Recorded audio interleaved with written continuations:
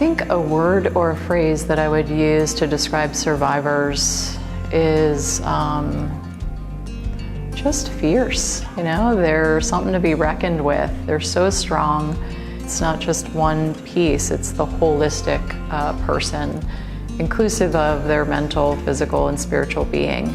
And it's so hard to have one word encompass that. But survivor is probably as good as it gets. I would say that cancer survivors have so much grit that is needed to move through all of this treatment.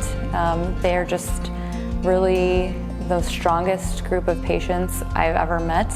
They face so much adversity and so much change in their life. From day one of diagnosis, their whole life changes. So they have to have an enormous amount of grit to continue to make it through. I think the phrase that comes to my mind is a champion. I really do, because they've had to adapt to a whole different body. You know, some people feel like their body has betrayed them. Some people feel like the body I had before is no longer the body I have now. They've surmounted the physical to adjust to a world where I've gone through a great trauma. My back's been against the wall because of a diagnosis of cancer. I beat it, now I have to go forward. What I learned was the amazing strength and resilience, of all these people. I don't know if I can do this. They have amazing strength. People go through so many treatments and challenges, but they bounce back. They bounce back with a smile, and they're moving forward with life. So they teaches me every day the power of this inner strength and the ability to move forward to the next day. I'm really inspired by them.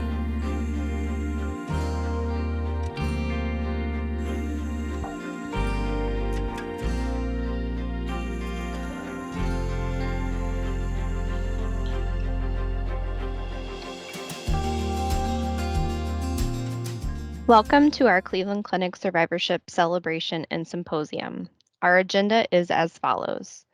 We will have a welcome introduction and keynote address by Mark A. Lewis, oncology physician and cancer survivor, followed by our panel 1 discussion on long-term effects of cancer and cancer treatment. We will then have a 5-minute break. Our panel 2 discussion will discuss survivor wellness and self-image. We will then introduce you to our exciting wellness activities. But the most important part of this event is the celebration of our patients. Be sure to stay and join us for our survivorship celebration at the end of today's event. We will also have lots of resources for you in between these sessions today. After the celebration, we will provide you with the links to our wonderful opportunities for wellness activities. Thank you for joining us today, and we hope you enjoy this symposium and celebration. Good morning and welcome to the 2021 Cleveland Clinic Cancer Survivorship Symposium and Celebration. My name is Heather Knarzik, and I'm an oncology nurse practitioner and the director of the survivorship program at the Cleveland Clinic Tussa Cancer Institute. We are honored to have you join us for a morning dedicated to cancer survivorship. This program today is composed of a multidisciplinary group of experts with a mission to join you in taking steps towards improving your overall health and well-being, reduce the physical and psychosocial burdens of cancer and cancer treatments.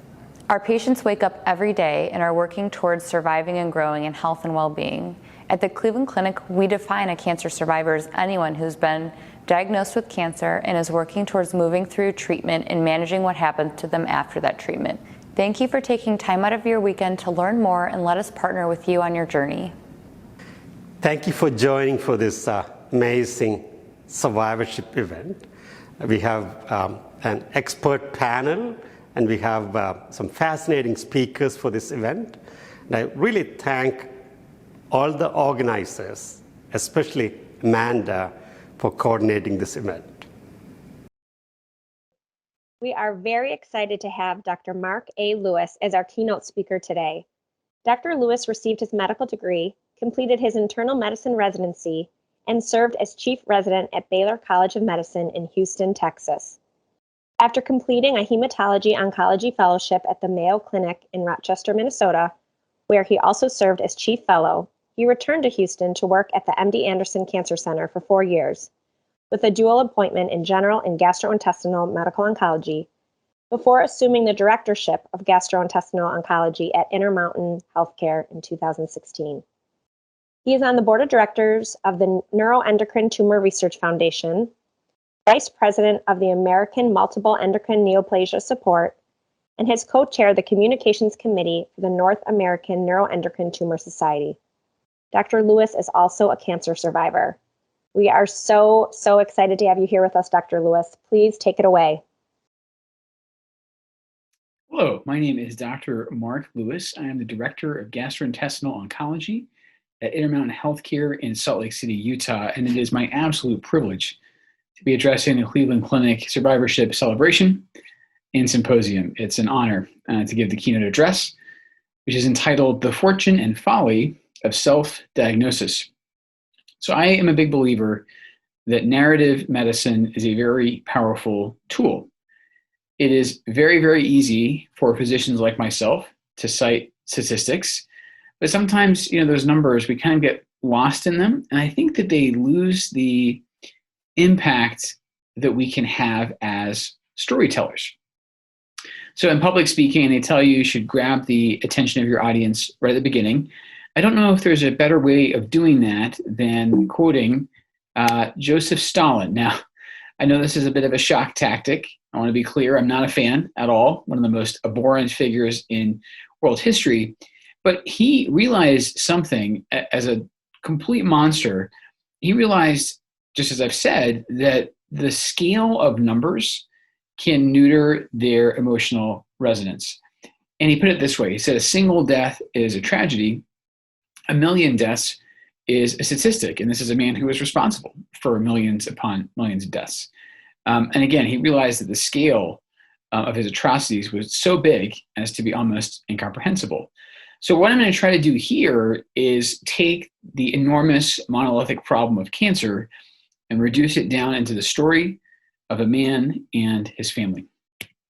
So this is that man. He was a 42-year-old gentleman. He was in very, very good health. For what it's worth, he had not smoked his entire life. And he was feeling fine until he had a physical for a new job. As we say sometimes in medicine, he was fine until he went to the doctor. So as part of that physical, they did a chest x-ray. This was a condition of his employment. And his chest x-ray looked like this. Now I realize I'm not speaking to an entirely clinical audience. Generally speaking, one of the things that's beautiful about the body is we tend to look for symmetry. Here in the chest, of course, the heart occupies its own special place. But out in the lungs, we would generally expect to see relative symmetry. Here we don't. You can see that the right upper portion of this gentleman's lung is what we call opacified, nearly completely occupied by a mass. In terms of his past medical history, it was really only remarkable for the fact that he'd been dealing with kidney stones since he'd been in his 20s. And here was his treatment. So he was told this was a atypical form of lung cancer. He underwent removal of that entire right lung. The whole organ had to come out.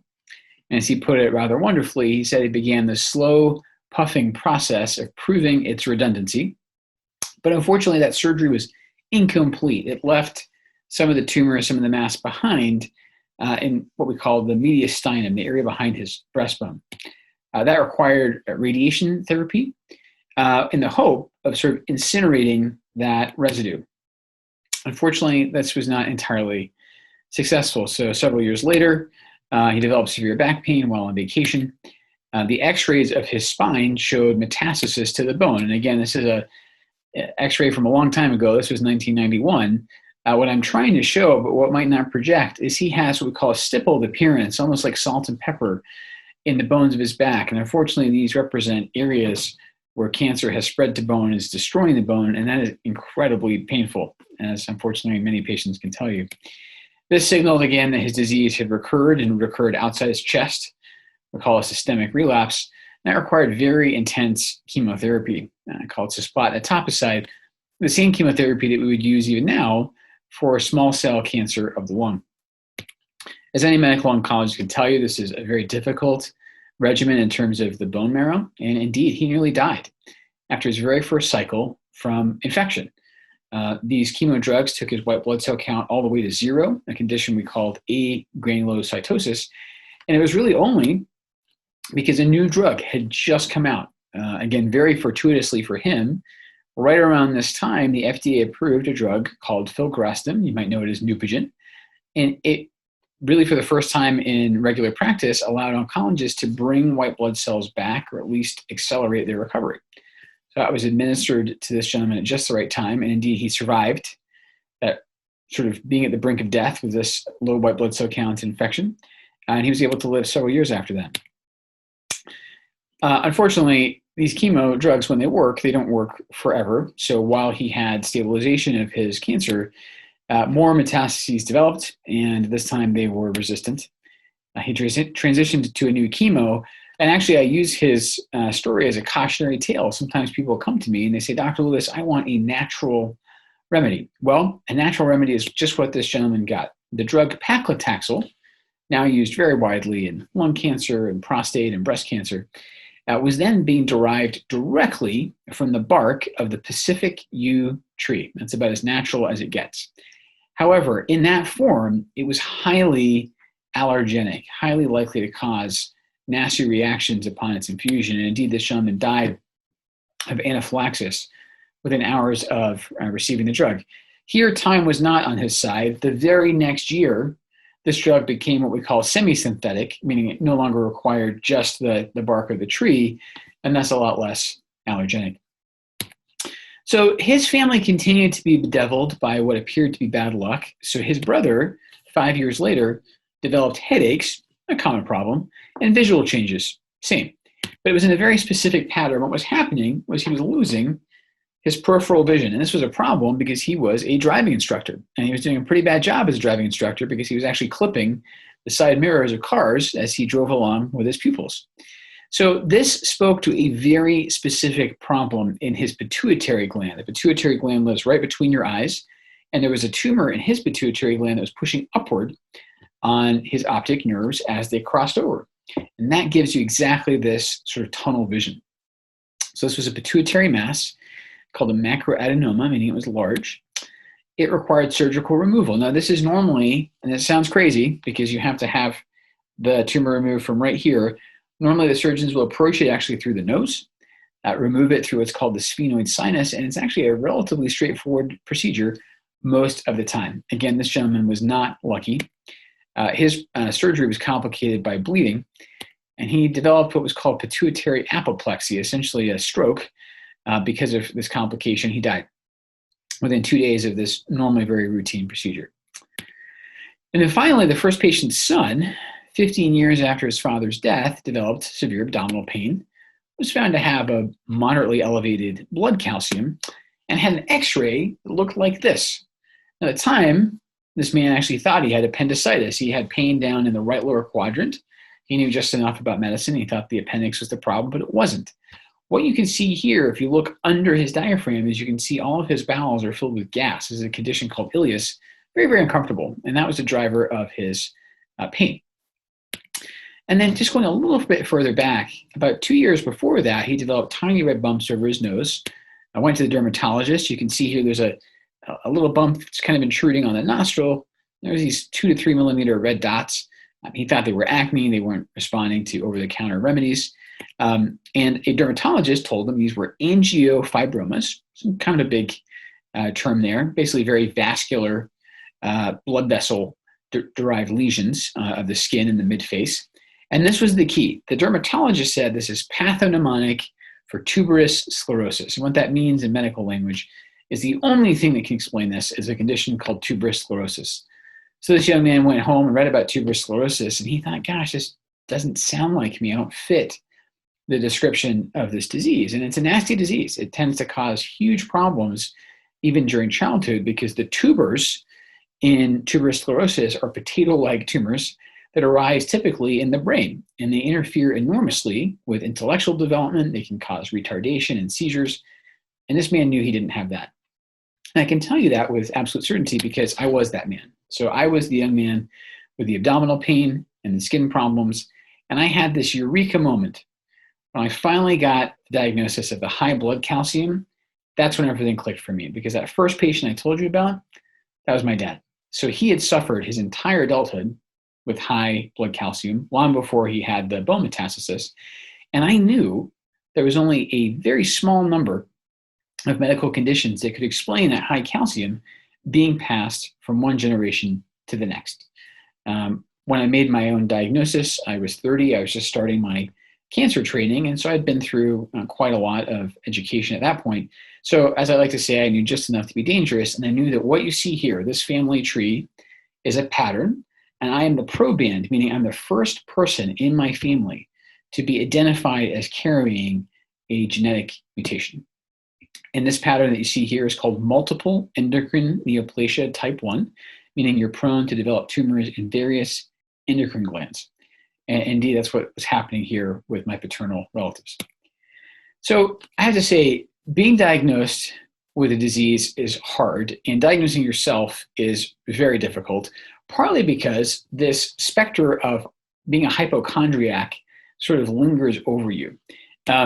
This is a manual that's fairly comprehensive in recording psychiatric illness. It's called the DSM-5. And indeed, hypochondriasis is a condition. It's a malady described in this book. However, one of my favorite bands, Nirvana, also has a lyric that says, just because you're paranoid, don't mean they're not after you, which means you can be a hypochondriac and you can be right. When I was first suspecting this was my problem, I went to a doctor that had been assigned to me. And honestly, he thought, gosh, this young man is just starting his oncology training. He's coming in thinking he has a tumor syndrome. Would you say this is nerves or something worse? Well, actually, you don't have to say that because the New York Times said that. So the backstory here is I wrote up my experience of self-diagnosis in an oncology journal. Fairly obscure. Not a whole lot of people read it. I think it was my mother and my wife were my two readers. And frankly, I wrote it largely for catharsis. I wasn't expecting it to go anywhere. And then about a year after it was published, I got this phone call, and it was this wonderful journalist from the New York Times, Dr. Lisa Sanders. She is a practicing internist at Yale. She was the lead medical consultant on the show House, and she loves medical mysteries. In fact, I'm kicking myself because if House had run for another season, my story here was going to be the plotline for one of the episodes. But regardless, I'll tell you about it now. So she writes for the New York Times, specifically in their magazine, and writes their diagnosis column. So the way this works is Dr. Sanders authors a column, puts all the details of the medical mystery online, allows her readers to guess the answer, and then publishes the result, both the correct diagnosis and also what the readers were thinking. And so here you can see in the magazine, she gave all the salient details, the ones I've already shared with you. So there's a lot of interest right now in doing your own research and arriving at your own conclusions. And again, I totally understand. I'm not trying to be condescending. No one knows what a disease feels like more than the patient themselves. On the other hand, we still have a need for specialized medical knowledge. And this is what happened when my problem was crowdsourced. These were readers of the New York Times who had access to every search engine they wanted to use. This was an open book test. And this is what they came up with as an explanation of my problems. Jim in Tulsa said I needed to stop eating fake foods like bacon double cheeseburgers, French fries, and milkshakes. If I ate more fresh salads with skinless chicken and no dressing and washed those down with green tea, I'd be just fine in a few days. Becky in Connecticut said a stomach ulcer and was taking Tums, which is actually a pretty good guess because that would have potentially raised my blood calcium. Mark in New York said my stomach pain fit some syndromes of Western medicine. That's the correct part of that statement. But his diagnosis would be that I had strong unconscious emotions that are deeply frightening. And again, I'm not trying to be silly here. I totally believe in a mind-gut connection, and I believe that mental illness can manifest itself physically, but that's not what was wrong with me.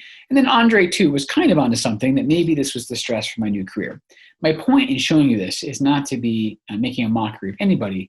It's just to show you that even in the modern world, in the information age, we still need some clinical expertise at times to put all the clues together. So I'm a knockout. That doesn't mean I'm devastatingly handsome. What it means is I am missing a very specific part of one gene. And in science, we sometimes talk about knockout mice. So in the lab, you can make a mouse that's lacking a specific gene, and then you can study how that mouse behaves, how it does biologically. I am the human example of that. I know exactly what part of my genome I'm missing. So this is chromosome 11. So you have 23 pairs of chromosomes. This is my 11th. And on the long part of chromosome 11, I am missing a tiny, tiny piece. And it's kind of wild to think about. So the code that makes you, you, and me, is 3 billion pairs of letters long. And what's happened with me, and this is all it took, was that in one spot, 2 letters got erased and 1 letter got put in their place. So it's called a deletion and an insertion mutation. So where there were supposed to be 2 C's in the code, it's only made up of A, C, G, and T. 2 C's went away, 1 A got put in. That does 2 things. Obviously, it changes the sequence, but also this code is read in groups of 3. So by subtracting 2 and adding 1 back, you change that clustering of 3 in what's called a frame shift. And that means this protein that this gene codes for is truncated. It's not made in the right way. And that's what gives rise to my syndrome. This is all it takes. It's actually kind of scary if you think about it. It's also kind of amazing when you realize that all these other billions of letters are allowing me to operate normally. It's just this one area that arose, from which arose my genetic defect.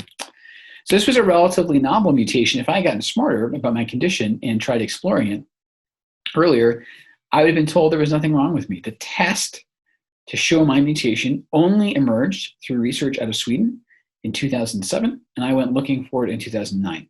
And this is, again, to show that we should have some intellectual humility.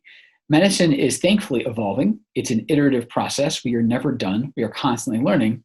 And COVID, in fact, might be a very timely example of how we learn sometimes very, very rapidly. But none of us can state with any truth that we know it all. We certainly don't. So one thing that my syndrome is lacking, for better or for worse, is what's called a phenotype-genotype correlation. What that means is if you have people with the same mutation, do they look similar or can they still look different? And this is what I've been able to reconstruct with my own family. My paternal grandfather, I haven't told you about him yet, he died also of something that grew in his upper chest, possibly in a gland called the thymus. I already told you about my dad. I told you about my paternal uncle. I told you about me. And then from that Swedish paper, the one patient that got our mutation sort of added to the database, he presented in a completely different fashion with the high blood calcium, but also these kind of weird nerve tumors called schwannomas. So my point in showing you this is it's a little odd for me. It introduces uncertainty that I can't look at my predecessors and say, okay, well, that is what's going to happen to me. On the other hand, that means that I don't have a predestined outcome. My father died at 49. I'm 42. I recently told my wife, his fate doesn't have to be mine, and I hope I can live longer than him with the benefit now of this foresight. So the first thing I had to do was fix the blood calcium problem. So what was happening was the glands that live in my neck that regulate calcium metabolism, the hyperparathyroidism, they were turning over too fast. The calcium that was supposed to be in my bones. So rather than keeping my bones nice and strong, calcium was leaching out into my bloodstream, and that left my bones weak. So I had osteoporosis at age 30. The other interesting connection is most of the people with my condition used to die of stomach ulcers. And this is a little bit detailed, but basically what happens here is that hormonal signal from the glands here can actually cause too much stomach acid to be produced down here. So if you fix the parathyroids, sometimes the stomach goes to normal. And here's why that's important.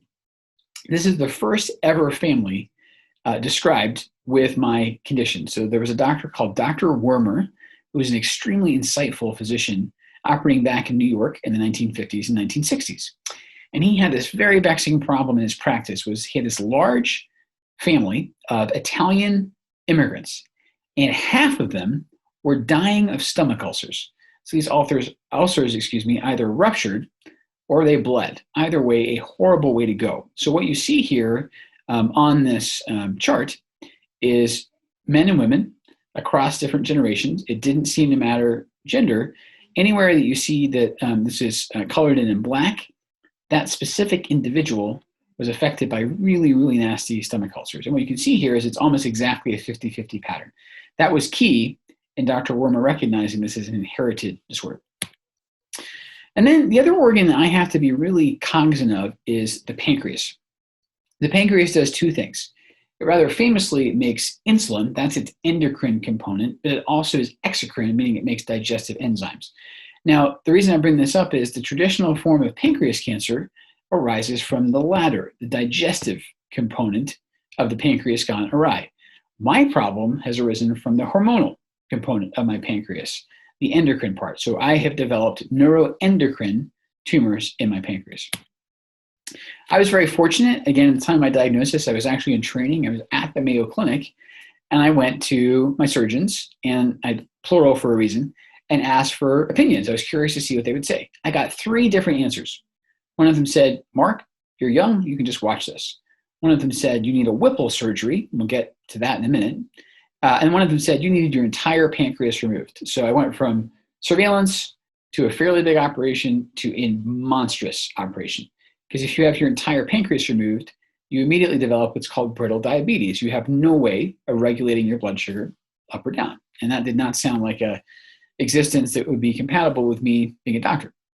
So I was very selfish. I had the opportunity to do a research project during my training at Mayo, and I decided to research this exact question. Can we figure out when patients like me ought to go to the operating room for pancreas surgery?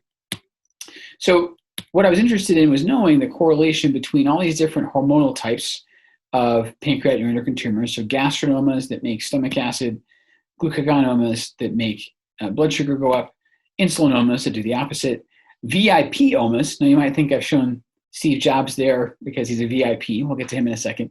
VIP here stands for vasoactive intestinal peptide. It is like the accelerator pedal for your gut. If you have too much of this, you have horrendous diarrhea. And then finally, something called somatostatinoma, which is the opposite. It's like the handbrake for your gut. So if you have too much of this, you are horribly constipated and you have an awful time with gallstones. The reason I'm showing you the picture of Steve Jobs is, yes, he was a VIP. He was also, at the time I was dealing with my illness at first, the most famous person, and perhaps still, with neuroendocrine tumors in the pancreas. In fact, I would reassure my friends when I was first labeled with this, hey, don't worry, I've got the Steve Jobs type of cancer. Well, then Steve Jobs died of this, and that was a lot less reassuring for me and for them. And then finally, you can develop something in the pancreas of an MEN1 patient called intraductal papillary mucinous neoplasm, or IPMN. I know that's a mouthful. This is the cellular conduit to that other form of pancreas cancer, the type you probably think of when I say that term. And again, probably the most famous person affected by that, possibly up until the passage of Ruth Bader Ginsburg and Alex Trebek, was Patrick Swayze, who here is almost unrecognizable from his glory days filming Dirty Dancing and such. So I knew I needed to do a risk assessment of my pancreas. I knew that that was the organ that was most likely to kill me. Now the whole stomach ulcer business had been taken care of. And so I underwent what's called an endoscopic ultrasound. And I bring this up just in case any of you have had this experience as a patient. I like to think I'm a pretty nice and level-headed guy. I'm very agreeable. If you want to do a procedure on me as my doctor, if you explain the risks and benefits, I'm game. So they said, this will be easy. We'll put you under, we'll wake you up, we'll tell you everything. Well, it turns out it's not quite that easy for me. So this is an ultrasound probe at the end of an endoscope. So rather than just putting a camera down and looking around, you need to put an ultrasound probe at the end that allows you to look at the pancreas through the wall of the stomach and the intestine. And it turns out I do not like having an ultrasound probe put down my throat. I attacked my gastroenterologist, and what's worst of all, I have no memory of this.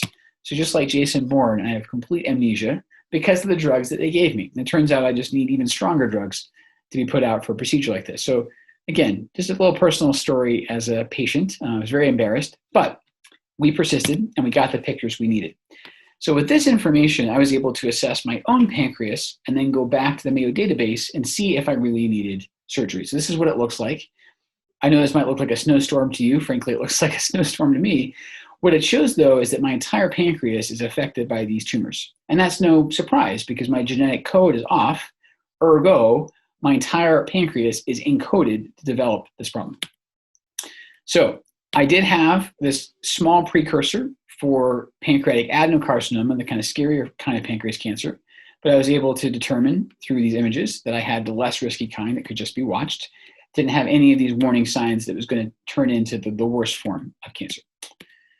And then finally, I was able, and this is really where I felt both like I was being selfish, but also hopefully getting something back, I was able to look at Mayo's experience doing pancreas surgery on patients like me. And so over the course of the Mayo Clinic records I had access to, 52 patients like me underwent 56 operations. I had access to the preoperative data, which included imaging like the ultrasound I mentioned, CT scan, and something else called Octria scan, which is a scan specific to neuroendocrine tumors. And then I had operative and postoperative data. So I had the surgical reports, I had the pathology, and I had special staining of that tissue called immunohistochemistry, which allowed me to ask the question, how well do preoperative investigations correlate with operative findings? And basically this was the answer. I learned that nothing was better than that endoscopic ultrasound I went through in predicting who really needed surgery. So that was my way of following myself every year until something started to grow. So in the summer of 2017, a tumor I had been following the head of my pancreas almost doubled in size from the year before. And that's a signal to an oncologist that, boy, we need to address this.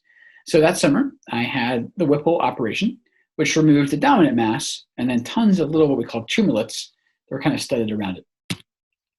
You can accuse me of being an exhibitionist. I thought it would be very helpful as an educational tool if I shared this on Twitter. And it was an amazing experience. It allowed my wife actually to follow my operation in real time rather than the surgeon coming back and forth to give her updates. And when I woke up, 3 million people, to my absolute shock, even now, had followed along. And it was just so gratifying that I had that support. But also, again, I wanted it to go the other direction. I wanted people to understand this operation because it's a pretty fearsome surgery. And I'm a big believer that monsters are scarier in the dark. And the more you illuminate a problem, the easier you can understand it and the less frightening, hopefully, it becomes.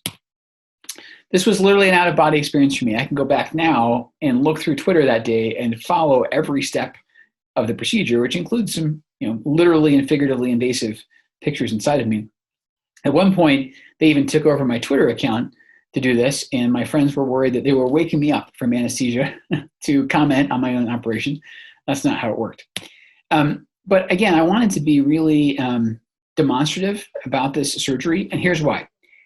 85% of my patients with pancreas tumors never get the privilege of undergoing this surgery. Their disease is too advanced or it's already spread.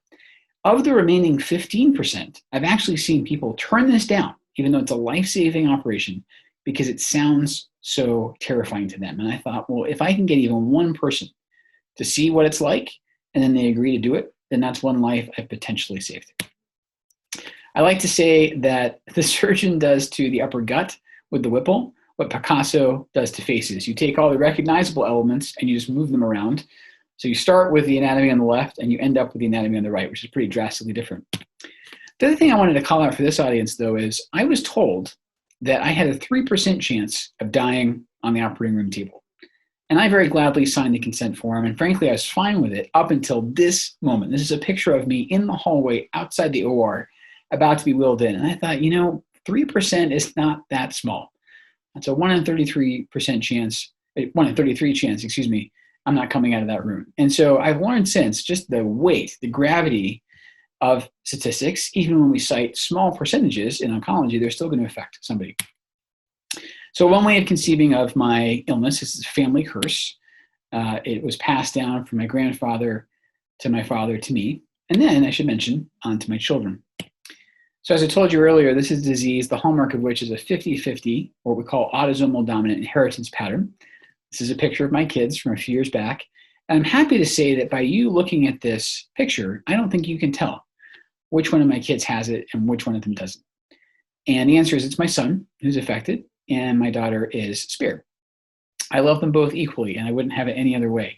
And frankly, being a dad and a physician and a patient, I actually feel like I can parent him better and I can help him prepare so he is not running into a buzzsaw, an unforeseen problem like his grandfather and his great-grandfather before.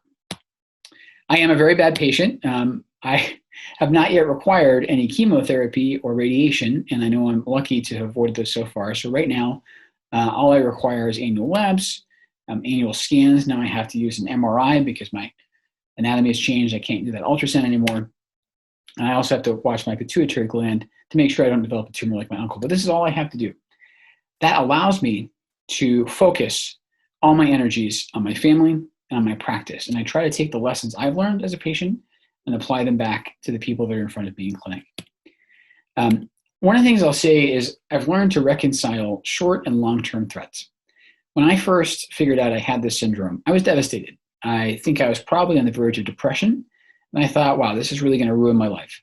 And then one day I was driving home from work at Mayo, and you can see here what happened was I was rear-ended at 60 miles an hour. It completely spun my car around, so I was facing the wrong direction. And you can't tell from this angle, but it basically flattened my car in half, kind of like an accordion. And I walked away without a scratch. And that day I realized, you know what? Worry is such a misapplication of energy when none of us know what tomorrow holds. And maybe in the time of COVID, we feel that especially. And I realized, and I'm not saying it was like flipping a switch overnight, but I realized from this event that I shouldn't worry so much about my longevity. No one knows how long they have. I know it's a cliche, use the time I have as productively as possible. I am two-faced. This is the Roman god Janus. In English idiom, being two-faced is not looked upon favorably. But the way I conceive of being two-faced is as a patient physician. I try to have these two sort of aspects of my personality, my bicameral mind, one inform the other. I've tried to find new life as a patient physician, and I've tried to engage with other patients like me. So when I was first diagnosed, there was no real support group for patients with my condition, which is extremely rare, affects about 1 in 30,000 patients. So I partnered up with a nurse that I met at Mayo, and we founded a Facebook group. It's small. It's never going to be more than a couple of thousand members because of the scarcity of our condition. But I find there is such power in community. And for all the bad things on social media, all the trolling, there is such a wonderful sense of kinship if you just find people like you. And then finally, I'd be remiss not to point out that I get to learn even posthumously from my father's example. I told you he died of an anaphylactic reaction to chemo. Even though that was sudden, he did see his death approaching for months, if not years ahead of time. And he wrote a book. He used his time to write a book. And this is it. And it has such a wonderful quote in it, 2 quotes actually, that I want to close with. He said, "The question, why me, is just too myopic to be asked in situations such as mine, although one knows it often is. Much more realistic is the question, why not me?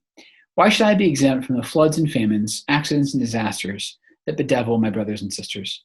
By what extravagant mercy have I so far survived that to which so many others tragically succumb?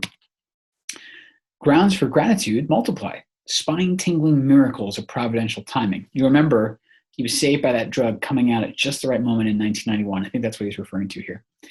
The banter and much laughter that frequently echoed through my valley of darkness, the discovery with family and friends of whole new levels of resourcefulness and love, and the opportunity now, however brief or lengthy, to discard the trivial and shallow and to fill every moment in relationship with meaning, intensity, and value. And if that doesn't sum up the ethos of survivorship, I don't know what does. So with that, I'd like to close. I'm not sure this is a journey I would have chosen to go on, but I am so grateful to have the ability to connect with communities and patients and advocates like you. We are truly all in this together.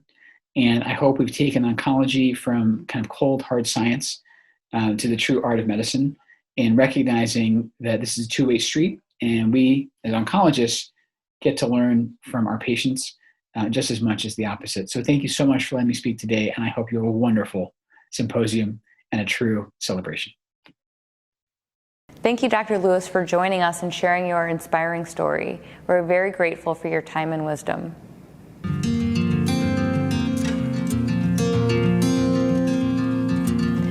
Hi, my name is Shelley Barnard, and I'm a social worker with Taussig Cancer Institute.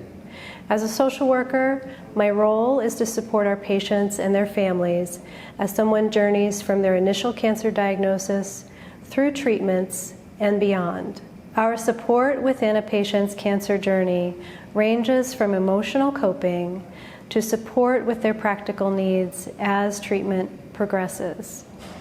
Beyond treatment, our support can continue, and our patients often seek our support as they transition from active treatment to a period of surveillance for their cancer needs. Many of our patients' needs change as they move forward with life, reestablishing their workplace, reestablishing relationships, and addressing emotional needs unexpectedly and ongoing. Our social work team also assists patients in getting connected to resources in their community and within our institute. Within our institute, we have art and music therapies, massage, Reiki, spiritual care, as well as our Fourth Angel mentoring program. And at Fourth Angel, our patients can be connected with a mentor who've walked their path, and their care partners may also benefit from a care partner mentor. So psychosocial support encompasses a range of services, inclusive of our institute and our community. While leaving cancer treatment can feel celebratory, other times there can be an added layer of apprehension. Apprehension about following up with their care team, and also fears of cancer recurrence. Our social work team at Taussig Cancer Institute is here to help. I would like to take a moment to thank our generous sponsor, Seattle Genetics. We appreciate your help in celebrating and honoring our survivors at this very special event. Our next topic will be a panel discussion focused on managing long-term effects of cancer and cancer treatments. We will pay a particular focus on managing the symptoms of fatigue, cognitive changes, heart health, and engaging with your primary care provider. We have gathered a panel of experts to address these concerns head-on. Please add comments or questions into the chat function for our experts to address after the discussion has completed.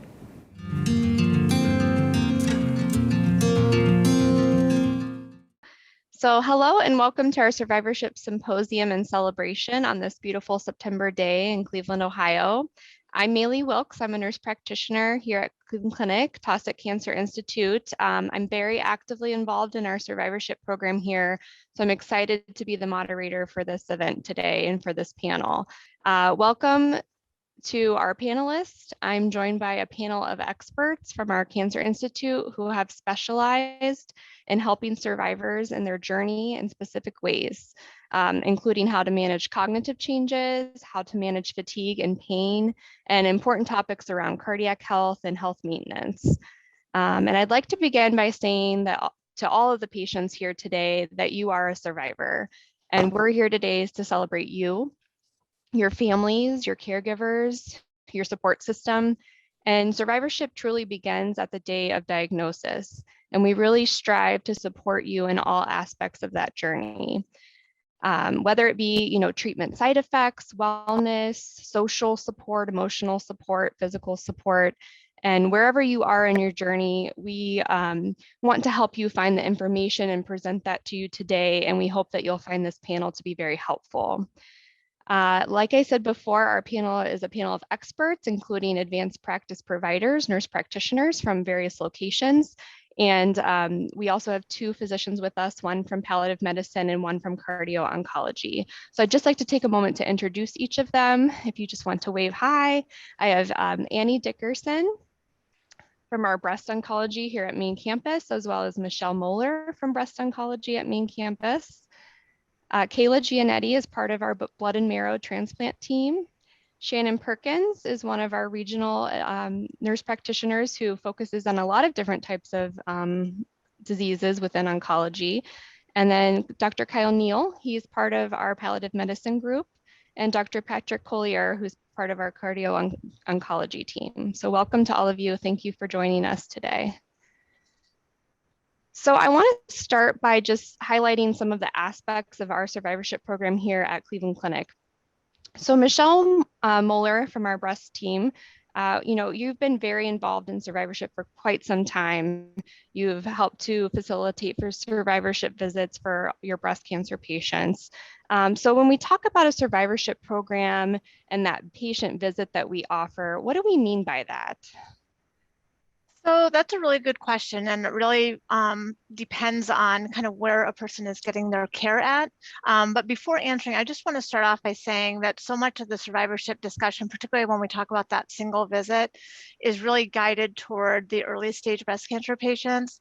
But I do want to reinforce what you said earlier in the introduction, which this symposium and all of our survivorship discussions are really meant to be for all cancer survivors, and that's from the point of diagnosis throughout their journey. So this is not only for early, but also for metastatic diagnoses.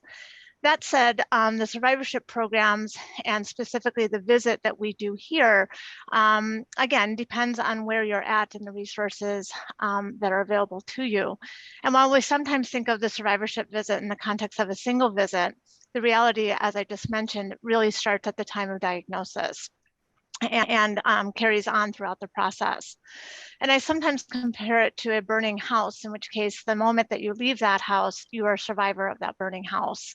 Rebuilding and processing what you've gone through is all part of that journey. As far as the Cleveland Clinic goes, particularly here at main campus, the formal survivorship visit itself is a single visit that typically occurs at the end of the acute treatment.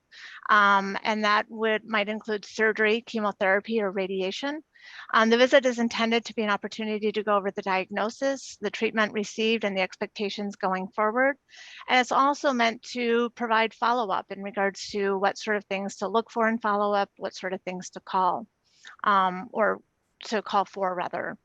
As far as the visits go, they're typically either done by a registered nurse or advanced practice provider, either being a nurse practitioner or a physician's assistant. They typically are longer than a regular visit because they're meant to not only do the primary assessment, but also to kind of go over that document, which we give them at the time of the visit. And sometimes the visit itself will reveal some things that we could be better at in helping that survivorship journey. So whether that might be referrals to specific areas such as social work, speech therapy, if people are have developed or experiencing kind of extended chemo brain symptoms, sexual health resources, nutrition. So depending on what the needs are that are revealed during that visit. And again, just to reinforce, while that is a single visit, those discussions are available and open throughout that journey of survivorship. Yeah, that's great. I think you really highlighted on the piece that we're trying to offer resources, whether it be social work, nutrition, whatever the patient needs. So that's a great time to really do that intake and that assessment with the patient and see what's important to them and what resources they need. I know one of the things that we really highlight in those visits and other visits that you have with the patient in their whole survivorship journey is the side effects, from treatment and from their cancer. So we talk a lot about side effects from cancer and then side effects from their treatment and then long-term side effects. So can you maybe explain that a little bit to our audience today, just about what are the differences between those and how does that impact the patient? Sure. So, and I think that's a great question because there are various side effects. So there's the acute side effects. There's really three types of side effects. There's the acute side effects that may happen at the immediate time of the exposure. So with this, we think about chemotherapy may cause some nausea or vomiting. That may last for a couple of days, but then generally resolves until they have that exposure again. And then there are the long-term side effects that may occur at the time of exposure and may last an extended period of time. So we think about long-term side effects. Again, there are some chemotherapies that can cause some peripheral neuropathy or numbness or tingling of their fingers or toes. And that may be something that lasts an extended period of time before it resolves. And for some patients, it may linger. So looking at, the kind of acute, the ones that happen at the time, and the long-term side effects. And then there's the late side effects. And those are the side effects that may not happen at the time of exposure, but may happen later on.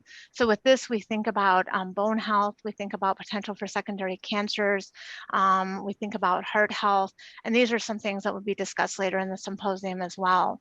All three side effects are equally important to be discussing with your provider. So if you have something going on, please don't hesitate to talk with us about what it is, because in many times it may be something that we can do to help manage or minimize the side effect that you're having.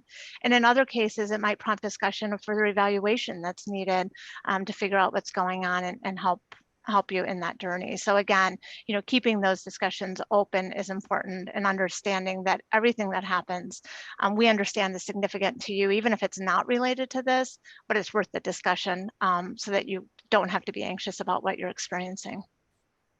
Yeah, that's great that you touch on all those aspects and, are able to assess, do an intake with the patient to see where they are as far as the side effects go, or if it's a long-term side effect, and then, offer whatever it might be, whether it's treatment or further referrals to specialties if needed. And then, we talk a lot about at those visits as well about follow-up and, follow-up and cancer screening and, screening for other cancers and things like that. And a lot of times patients have questions about, how often do I need to come back and see my oncologist? And that can vary obviously based off of the type of cancer. So can you just give us a little bit of insight into the follow-up that needs to be done, and how do we determine when a patient needs to come back, and do we follow certain guidelines? So there certainly are, and this is, I think, one of the most confusing things. And I think it's really important to understand that not all cancers are treated the same way, and therefore not all cancers are followed the same way. So depending on the type of cancer, and even so I specialize in breast cancer, so there are some patients that may require different follow-up. But as standard of care for most patients, we would follow the NCCN or the National Comprehensive Cancer Network guidelines, or ASCO. ASCO is American Society of Clinical Oncology. So there are general guidelines in place that are based on national studies that have been done to prove and to help guide us in our follow-up that we provide. Obviously, this is always an individualized discussion. So if you have concerns or you feel like your situation is different, you definitely want to discuss that with your provider. But again, I have so much patients will come in and they'll be like, well, Uncle John's sister's brother is being managed with scans on a, every 6-month basis. Why am I not? And I think understanding that there are some risks to doing regular scans, particularly for cancers that don't require it. So having that open benefit risk discussion and understanding that we do try to follow general guidelines, but again, every situation is individualized. So just make sure that you discuss that. And that is generally something that would be part of that survivorship visit in regards to not only discussing what treatment you've had and what sort of things to call for, but also what does follow-up look like. And generally we would offer, copies of the guidelines that we are following in that situation. Yeah, that's a great point to make. And I know another piece of the survivorship visit that all of us feel very strongly about is connecting our patients either back to or collaborating with a primary care physician.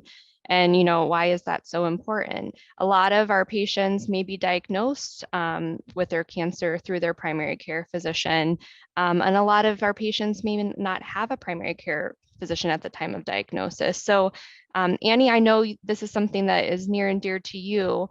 Why is connecting with a primary care physician so important, after your senior oncology team, or either in conjunction or after seeing your oncology team? Oh yeah, Maylee, throughout survivorship, it is important to be connected with a primary care provider, and those primary care providers are trained to manage various health problems and provide comprehensive and continuous care for patients with chronic medical conditions, including cancer. Within survivorship, there are 3 phases of survivorship: acute survivorship, extended survivorship, and permanent survivorship. In the acute survivorship phase, primary care can help the oncology team with managing other chronic illnesses that the patient may have. And in the extended survivorship phase, this is when the primary cancer treatment is ended and the patient is adjusting physically, psychologically, and socially to mainstream survivorship. The primary care provider will continue to help with assisting to help manage the other chronic illnesses predating the cancer diagnosis, cancer-related symptoms, and other health problems associated with cancer treatment. In the permanent survivorship phase, the primary care provider continues to assist with the previously mentioned concerns and also assists with surveillance for recurrence, screen for other cancers, and provide routine preventative and primary care. So primary care providers are adept at providing it as well as coordinating complex care. Thus, they are an important part of the team when dealing with a cancer diagnosis. Yeah, that's very important. So, one of the things we try to do in these survivorship visits here at the clinic is if we notice that a patient does not have a primary care provider, we try to find them one locally or establish somebody here, here at main campus or in one of our regional facilities, or if they're from out of state, trying to really help them find somebody locally that can help manage and then also collaborate with, and have those conversations from the oncologist and our advanced practice team to also have those conversations with the primary care team and make sure everybody's on the same page. So that's really important. And then, screening for those for other cancers as well in their future state. Another piece of that, especially is a lot of the treatments that we give do impact bone health, right, Kayla? And I know that's something that's really near and dear to you is bone health and how to treat that. So can you walk me through, why that's such an important topic for our patients and, what are some things that they can do and look for in regards to bone health? Yeah, Amelie. A lot of our patients, the normal human being without a cancer diagnosis should be cognizant of their bone health, but especially our patients who have a background of a diagnosis of cancer should be cognizant of their bone health. We do a lot to your body with the treatments, with chemotherapy, with radiation. We utilize things like steroids for the treatment of many, many things, treatments of side effects. We use it as a treatment for certain types of cancer. And that really has a long-lasting effect on your body. Your intake is not as good. So dietarily, you're not getting in as much vitamin D and calcium as you would before. You don't feel good. So of course you're laying around more when you're getting treatment. So you're deconditioned and your bones definitely feel an impact on that. Early menopause and low estrogen, as well as low testosterone, we impact that. Sometimes we make menopause occur earlier because of treatments that we give patients. So they have low estrogen as a result of that.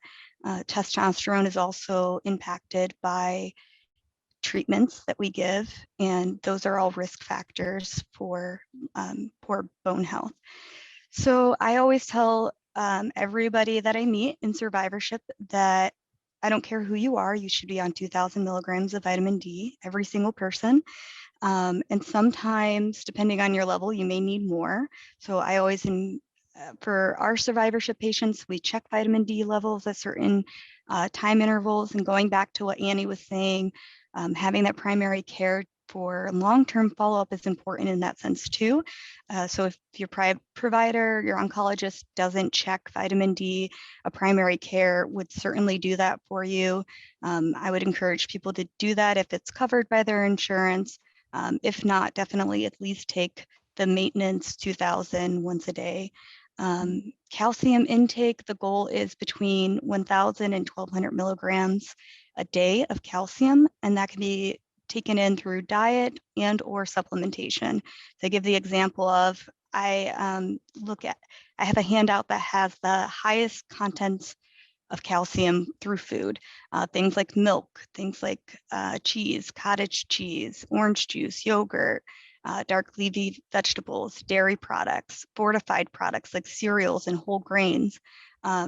Think about what you get in your diet and supplement. I take in about 600 milligrams in my diet on a day-to-day. So I take a 600 milligram tablet every single day to get my 1,200 in. As we are moving on to our survivorship and our long-term taking care of ourselves, we want to start becoming more physically active. So anything that your heel strikes the ground is considered a weight-bearing activity. So anytime your foot hits the friction as you walk or run, then you are building bone strength. So 30 minutes a day, 5 days a week it's not going to be 0 to 100. If you are someone that doesn't do a lot of exercise, it's not realistic that you're going to start doing 30 minutes a day, 5 days a week. You're going to start out with 10 minutes a day, a few times a week, and build your way up until you make those goals. A lot of small goals equal a big goal. For some patients, hormone replacement is okay. I know we have a couple breast people on our group, and there are some patients that are not allowed to have estrogen because of their disease. But for many people, many women, they can have estrogen, and that helps with bone health and preventing osteoporosis or preventing osteopenia, which is frail bones. So you either want to prevent that from happening or prevent it from getting worse. So I would encourage you to get in those supplements if you need them. Everybody needs vitamin D, especially if you live in Ohio like we do. And everybody needs calcium intake. So think about what you get in your diet and supplement that, and try to get out there and move your body and do some weight bearing exercises. Limiting caffeine and alcohol intake will also help with bone health. And then not smoking. That's another thing that you can change or never start, hopefully, in your case. Yeah, that's great. Thanks for all of those tips. And I know in our panel 2 discussion, we will be joined by a nutritionist who will also discuss a lot of things that you can do in your diet. But that's a great introduction and segue into that. Another piece of our another thing that our patients experience a lot of times with our treatments that we give is something that we've called for a long time chemo brain or brain fog or cognitive changes. And I know with your blood and marrow transplant patients that's something that you and your team have really focused on is cognitive function. Introduction on that, and maybe some of the things that patients can do and some of the resources we have in regards to that. Absolutely. So during our survivorship visits, we do them a little bit differently in the sense that we have assessments that we track at different time points. Our patients are our patients for life. So I tell our patients, just because we want you to get back to as much of a normal life as possible, we're your best friend for life. Like, we are always here for you, and we will always pull you back in if we need to see you more frequently. We will do that. And cognitive function is such a huge deal for our patients long term. A lot of treatment impacts cognitive function. Patients often complain of chronic fatigue after treatment, which can impact cognitive function. Psychosocial issues, things like stress, anxiety, depression, PTSD.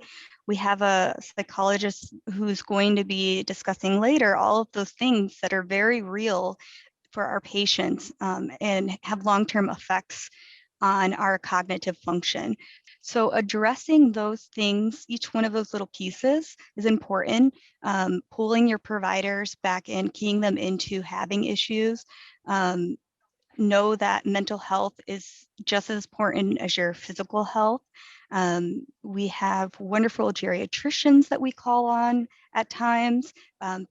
Our population, we're an aging population, and that is true for our oncology population as well. So sometimes a geriatrician is indicated for our patients having cognitive issues.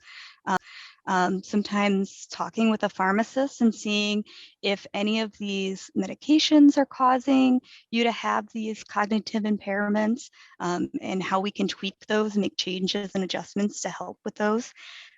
Exercise is great for the brain. So that goes in with also, you want to get in your exercise for your bone health, for your cardiovascular health, prevent secondary issues. You want to do that for your cognitive function as well. Treating your depression, anxiety, PTSD, we have psychologists, we have psychiatric, psychiatrists, psychologists, we have social workers. Know that you're not alone. We can help you cope with those things, and that often will help cognitive function as well. Keeping your mind busy I've heard from many patients just doing crossword puzzles and Sudoku and little things like reading the newspaper. Keeping your brain active is very important. Getting enough sleep, but not too much sleep. Trying to think of some other things that I tell patients, but in general, keeping your mind working is important. And then we also have wonderful services here. And, I'm sure your local provider, if you're not a Cleveland Clinic patient, will have other services that are available to kind of explore those things and work them up further and help you treat those issues that are impacting your cognitive. Yeah, thanks, Kayla. That's all great information and suggestions, and lots of resources here to help, even just for baseline assessment to see, where you were maybe at the beginning, at the time of your diagnosis, and if there are any changes. It's always good to talk to your provider about that.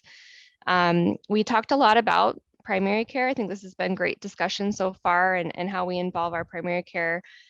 Shannon, I know that's something when you're seeing your patients, you focus a lot on other cancer screenings, right? So, if you have a patient that maybe was diagnosed with lung cancer or colon cancer, why is it so important to screen for other cancers as well and connect a patient either through their oncologist or through their primary care to have those screenings? Yeah, this is a great question, and patients always have these kinds of questions. And I know Michelle and Annie also touched on these with some of their answers about primary care, secondary cancers that you can get. So just because you were treated for one type of cancer, you are still at risk, like the regular general population, for other cancers, right? So we encourage women, breast cancer screenings, mammograms you need to get, and your colorectal screenings, right? Your colonoscopies, you need to continue to do that. You're going to get those screenings through your primary care provider. They're the ones who are going to help to keep those health maintenance things.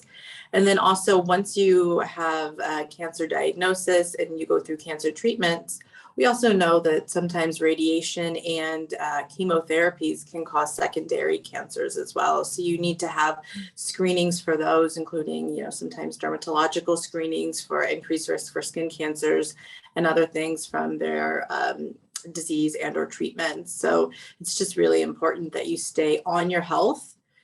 You made it through, you got through your treatment. So we want to continue to keep you safe and healthy. And the best way to do that is to continue with active screenings. Yeah, thank you for that, Shannon. And I know another focus when we're talking about, long-term health and getting reconnected with our primary care is also our cardiac health, right? And so many of the treatments that we give can sometimes impact the heart. And when you go through chemotherapy and become, or some type of treatment, and you become maybe deconditioned for a while and maybe aren't as active and able to eat the foods that are good to eat to prevent cardiac issues later in life, that can be an issue, right? And so we are so fortunate to have a cardio-oncology program here, and Dr. Patrick Collier is part of that. And I think that's a big question that patients have. Maybe something abnormal shows up. They have an abnormal EKG or heart rhythm, or one of the cardiac tests that we do, something abnormal shows up, and so that's what you're so great at, is helping to provide reassurance to these patients, depending on what might be there if they have some type of abnormal cardiac testing. So what are some of the symptoms, if you'd like to share with our audience today, that some patients may experience that are related to the heart after they've had some type of cancer treatment? Well, thanks for that question. I mean, I think that the common symptoms that people can describe and experience often can be non-specific. It can be just tiredness. Sometimes it's palpitation. Sometimes it's exertional shortness of breath or chest pain. From the heart perspective, we probably pay most attention to the symptoms that are brought on with exertion, because that's when the heart has to work harder. One of the dilemmas with symptoms in this setting is, well, what's it due to? Is it possibly the original cancer? Is it the treatment potentially, or is it another reason? And that's an important job for us as healthcare providers to try and tease that out. I often say that patients who've survived cancer are clearly very stoical, but they may also be fearful and anxious and worried that maybe these symptoms represent, their biggest fears, like a cancer recurrence or something like that. So there's always an inertia to bring these sort of symptoms to attention, and I think that's always worth reiterating to patients. And I always try and say to patients when I meet them that if you notice symptoms, please bring it to attention.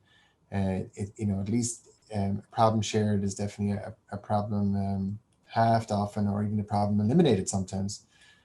So I think it's important that symptoms are common, expected. It's important to report them. And so why is it so important to have cardiac care, after cancer treatment? When and why is cardiac care so important? So I think that, again, really important question. I think from my perspective, really it's because increased survivorship has meant that many patients with cancer are clearly living longer. And now we're beginning to see the competing effects of cardiovascular disease on people's lifestyles and life expectancies. So these days, our heart outcomes are really good with appropriate care.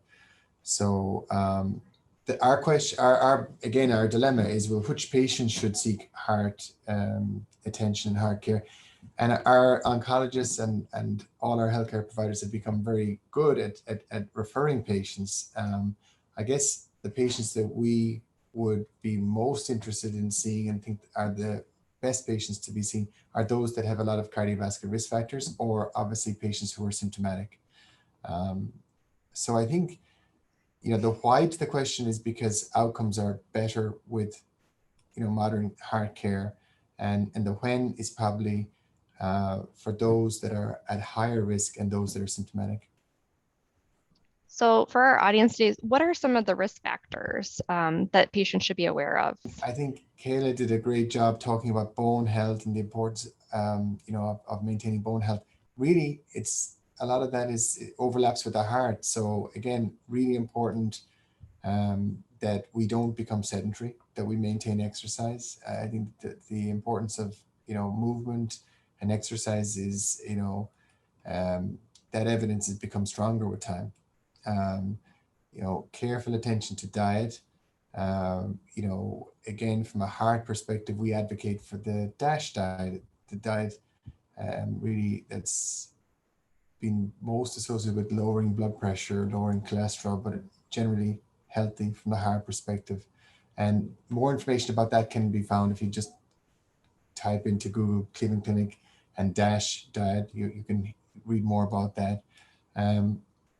Maintenance of good sleep habits, stress management, and then specific cardiovascular risk factors like blood pressure, cholesterol, diabetes, and they're amongst the most important. Smoking cessation, obviously, very important too.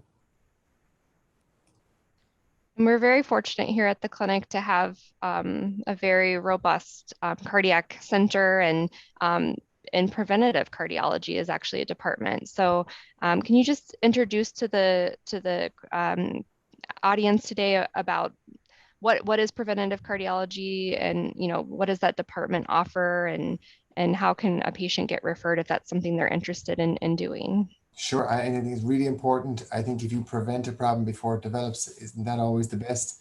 And preventative cardiology has, again, proven to be incredibly successful. So, for some patients, their physicians or their primary care physician or oncologist or other healthcare provider may arrange referral. But patients can self-refer, and I would guide the patients to the Cleveland Clinic website.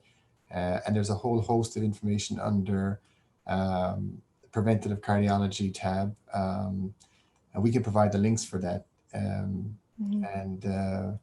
So, again, that department is, very proactive. It offers in-person and virtual experiences, give advice about exercise treatment, cardiac rehab, nutritional advice, smoking cessation advice, and then the specialist clinics for cardiometabolic health and blood pressure and lipid management.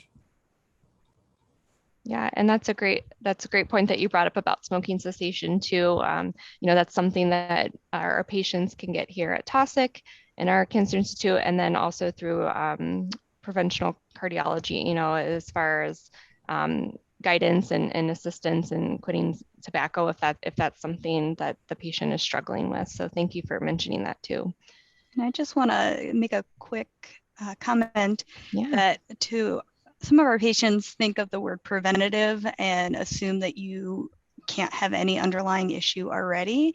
But I certainly send so many of my patients with pre-existing diabetes, blood pressure issues to preventive cardiology. The way I explain it is we're preventing you from having other issues. And a lot of patients also like to learn, how do I treat this with not only just medication, what can I do to prevent myself from starting out with high blood pressure to eventually getting heart failure?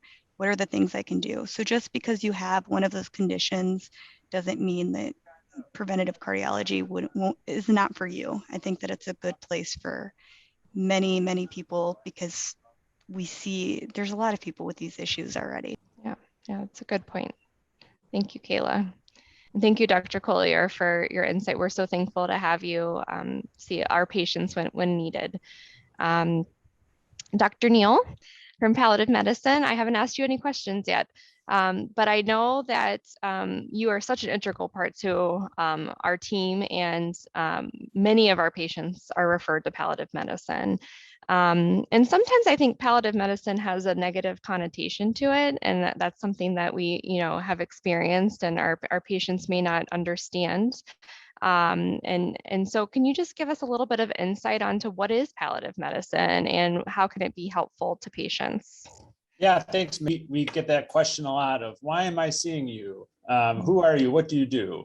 Palliative medicine, palliative care is a little bit harder to describe than saying, cancer doctor, heart doctor, kidney doctor. What palliative care is, it's, specialized medical care that is for people with a serious illness like cancer, that really focuses on alleviating the distressing symptoms and stress of that illness for patients and family members. So we focus a lot on symptom management, as many of the other panelists have talked about. The overarching goal of palliative care is to improve your quality of life. So it's sort of a focus on the person and not just the disease. We want you feeling as well as possible. There's no sort of palliative care is not dependent on prognosis. It's dependent on the patient's need. And so really, like for cancer, it's appropriate at any age, at any stage. And it's done typically in conjunction with, life prolonging or curative treatments. So yeah, a bit of a mouthful, that's to be sure. Yeah, that's a great way. You summarized it very nicely. And, I think it's important to highlight that it can be available to all patients, no matter where you are in your journey. And I think sometimes people, patients and caregivers also hear the word hospice and palliative medicine, and maybe they think they're the same thing. Are they the same thing? I mean, I know the answer, but can you share with everybody, are they the same thing? Yeah, so we get that a lot too. I mean, those are sort of easily conflated because both of the types of care each group, hospice and palliative provides, has the same focus on improving distressing symptoms, improving quality of life. Really the difference is in sort of the overall philosophy or approach to your care. And as I mentioned, palliative care is typically done in conjunction with other life prolonging treatments. And so it's in support of, it's not in place of. Whereas hospice care is comfort care that has been chosen by that individual when life prolonging or additional treatments may not be beneficial or may not be in line with their wishes. So both help quality of life, but hospice focuses on end of life. Yeah. So I think that's just important to highlight. And I think it's beneficial for all of our patients to see palliative medicine, right? Because wherever they are in their journey, we all are here and we want to improve their quality of life. And so I think you do a very nice job, your team, of working very collaboratively with each of our oncology services and disease teams, to make sure that we're meeting the needs of the patient and managing those symptoms well, whatever that might be.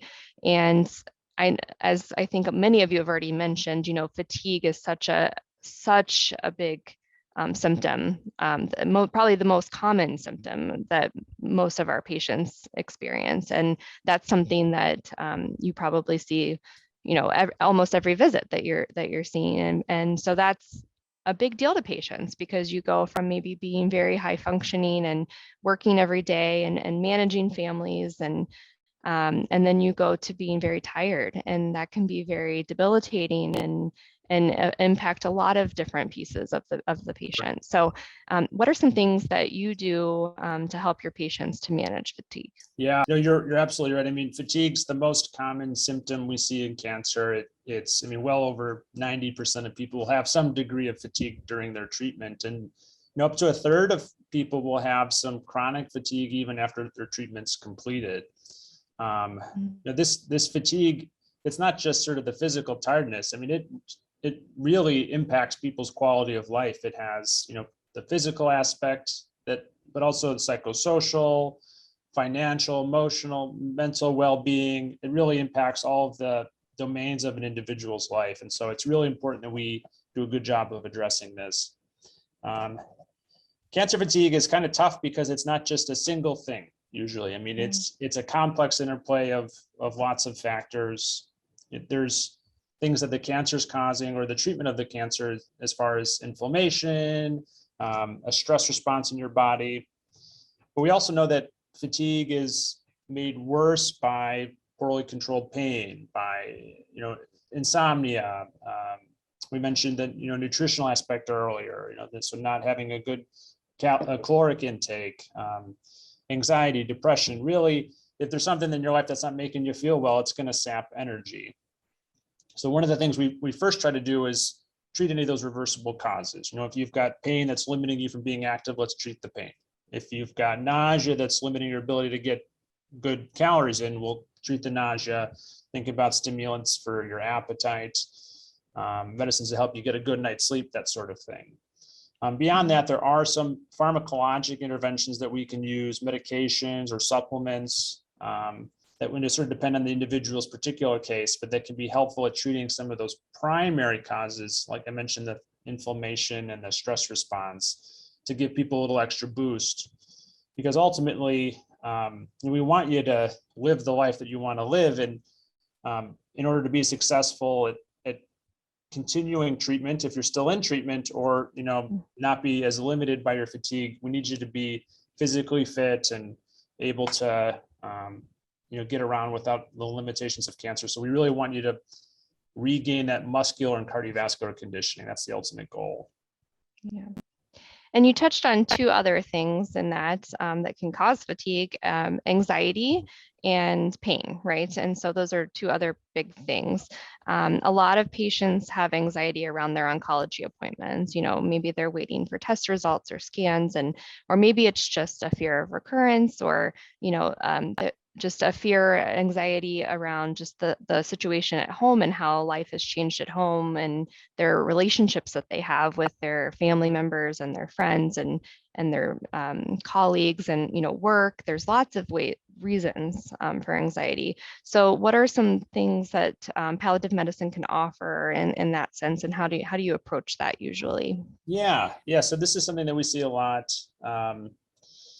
The anxiety, there's a lot of anxiety. There's this new adjustment period when you first get your cancer diagnosis that we're all very familiar with. And for lots of people that goes away with time, but for some people, that anxiety never really fully goes away, and it tends to rear its head, with scans, the sort of scanxiety people talk about.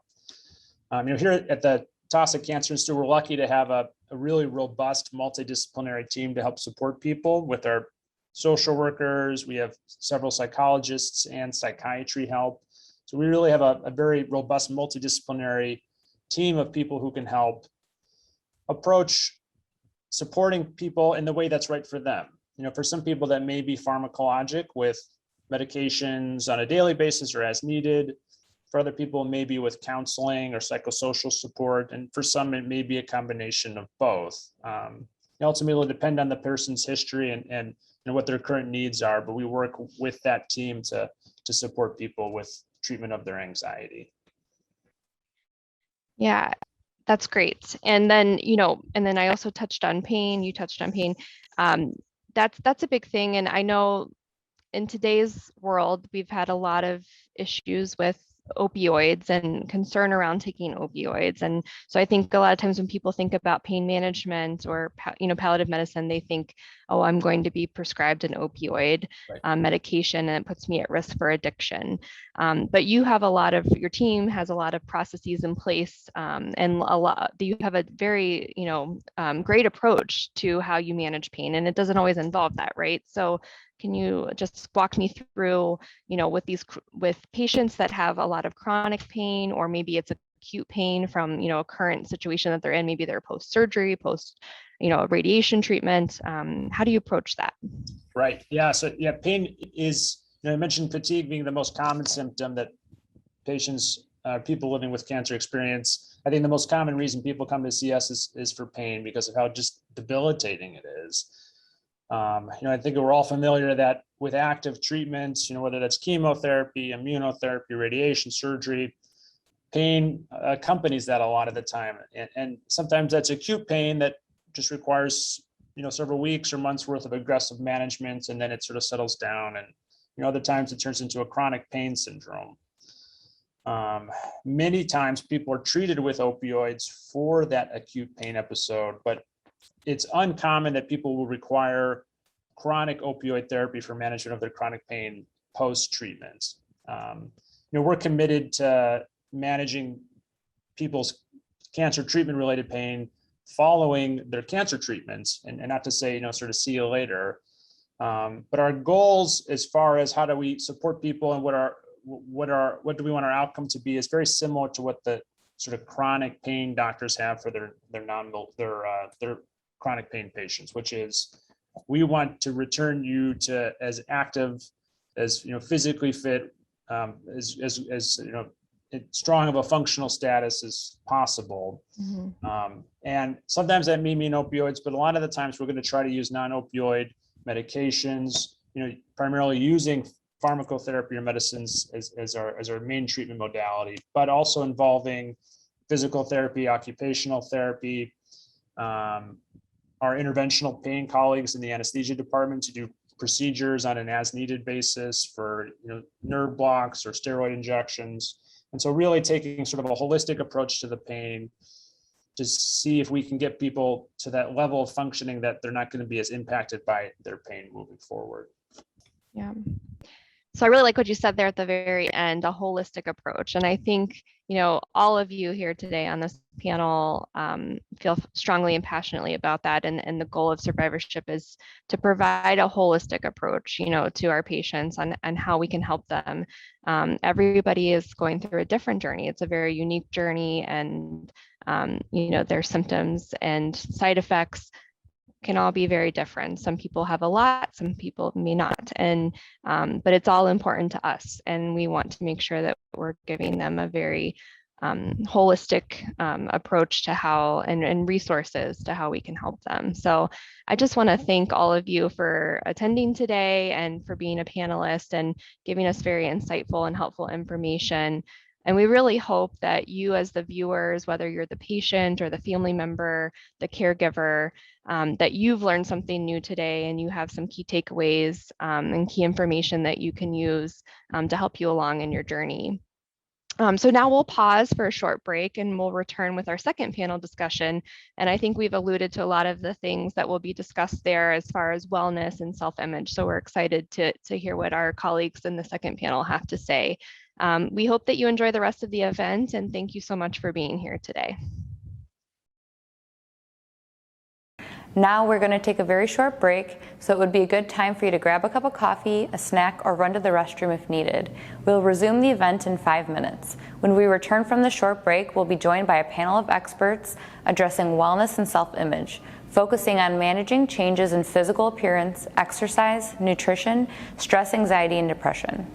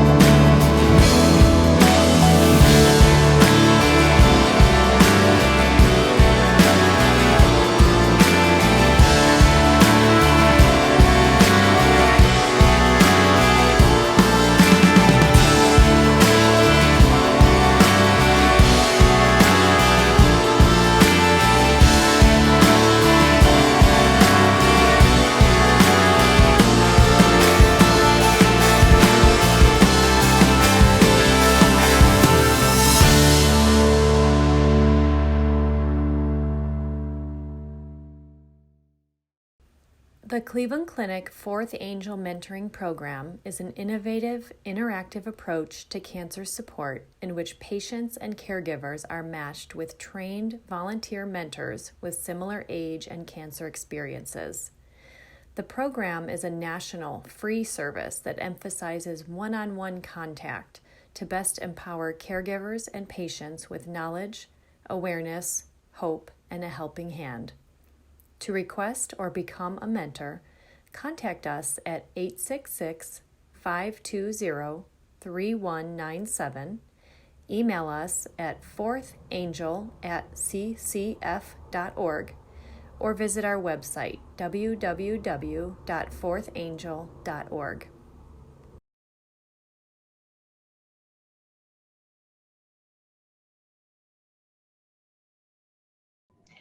Well, I would first like to start by saying welcome to our Survivorship Symposium, our virtual Survivorship Symposium, and like to thank all of you for joining us this morning.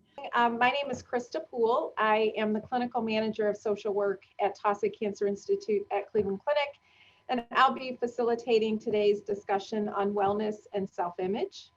I'm really thrilled that we have an expert panel of guests today to speak to some really important issues to individuals who are struggling with issues post-treatment, after cancer treatment, or maybe just interested in how to proactively find resources and support.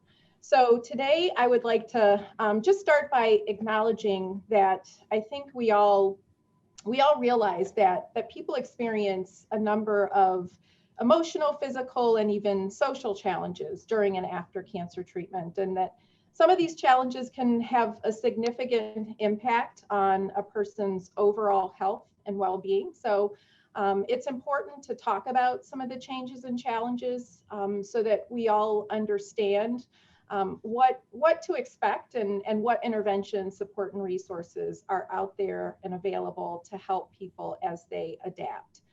And not just, patients that are receiving the treatment and post-care, but also people around them who are supporting them. So this session will provide an opportunity for us to ask questions and learn from experts so that we're all informed and empowered with tools to help us cope with many of these challenges. So I'd like to introduce the panelists that we have with us today. And first, I'd like to introduce Lisa Crane, who is a survivor and also an advocate. She's also a very active member of our Taussig Cancer Institute Healthcare Partners Program, which is focused on helping improve the experience for our patients. So thank you, Lisa, for participating today. Secondly, I'd like to introduce you to Dr. Melissa Pilong, who is representing our dermatology department. We also have with us Joseph Dowdell, who is a registered dietitian here at Taussig Cancer Center, and then Dr. Melissa Walt, who is a staff psychologist with our cancer center, who specializes in supporting patients undergoing cancer care and post-cancer treatment. So Dr. Pilong, if it's okay with you, I think I would like to start with you. If you could just maybe start by describing some of the changes that you see in patients, or patients come to you with after treatment. So, changes like hair loss, maybe noticing some changes to skin and complexion, and even nails, and why they experience these changes and why they may persist even after cancer care and treatment.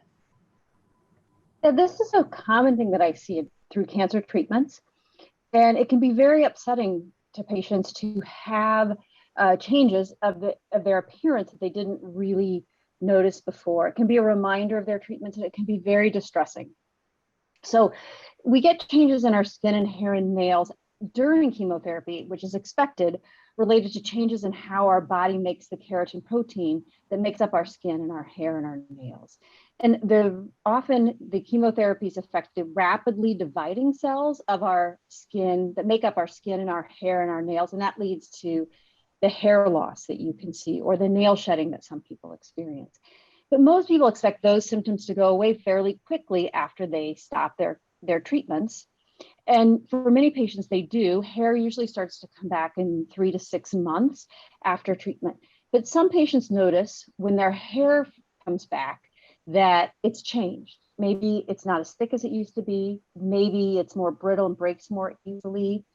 And maybe the color or texture has changed. So often when the hair first comes back after chemotherapy, it's curly, even in people who had straight hair before. And that can take years to grow out, especially if you think that hair grows 4 to 6 inches a year.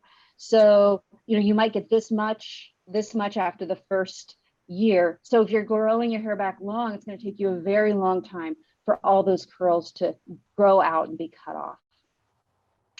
If you are experiencing that hair changes, for example, and they're very stressful or really impacting how your quality of life, how you interact with your loved ones, how you interact with society. Some people, when their hair thins, they are embarrassed and don't want to go out. If you're having those kind of feelings, it's really important that you talk to somebody.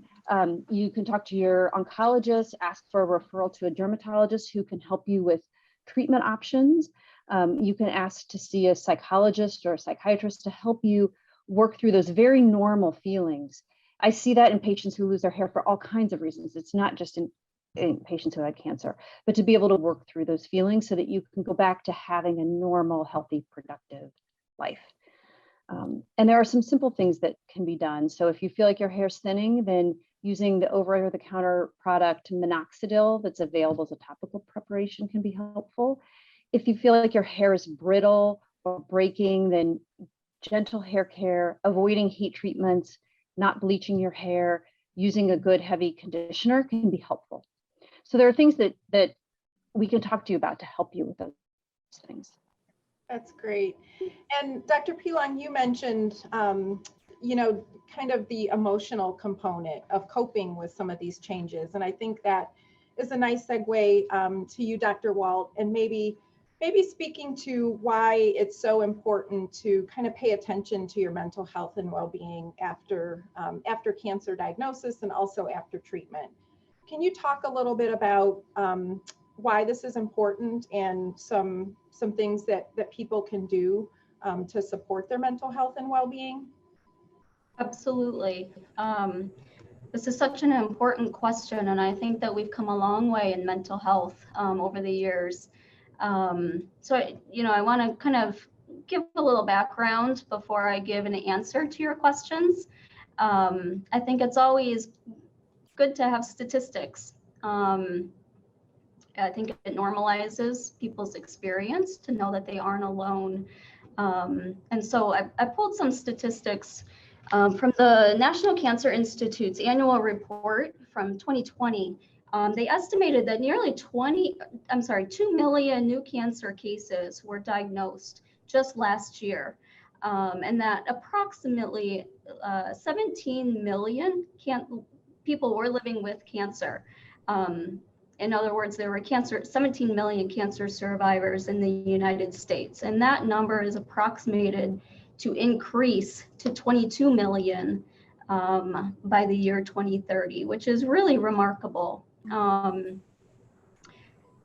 Cancer detection and treatment options have changed drastically in the past couple of decades, and a lot more people are living longer, fuller lives after their cancer diagnosis. And with that, with more people surviving, we are recognizing that there are mental health needs among this population that require our attention.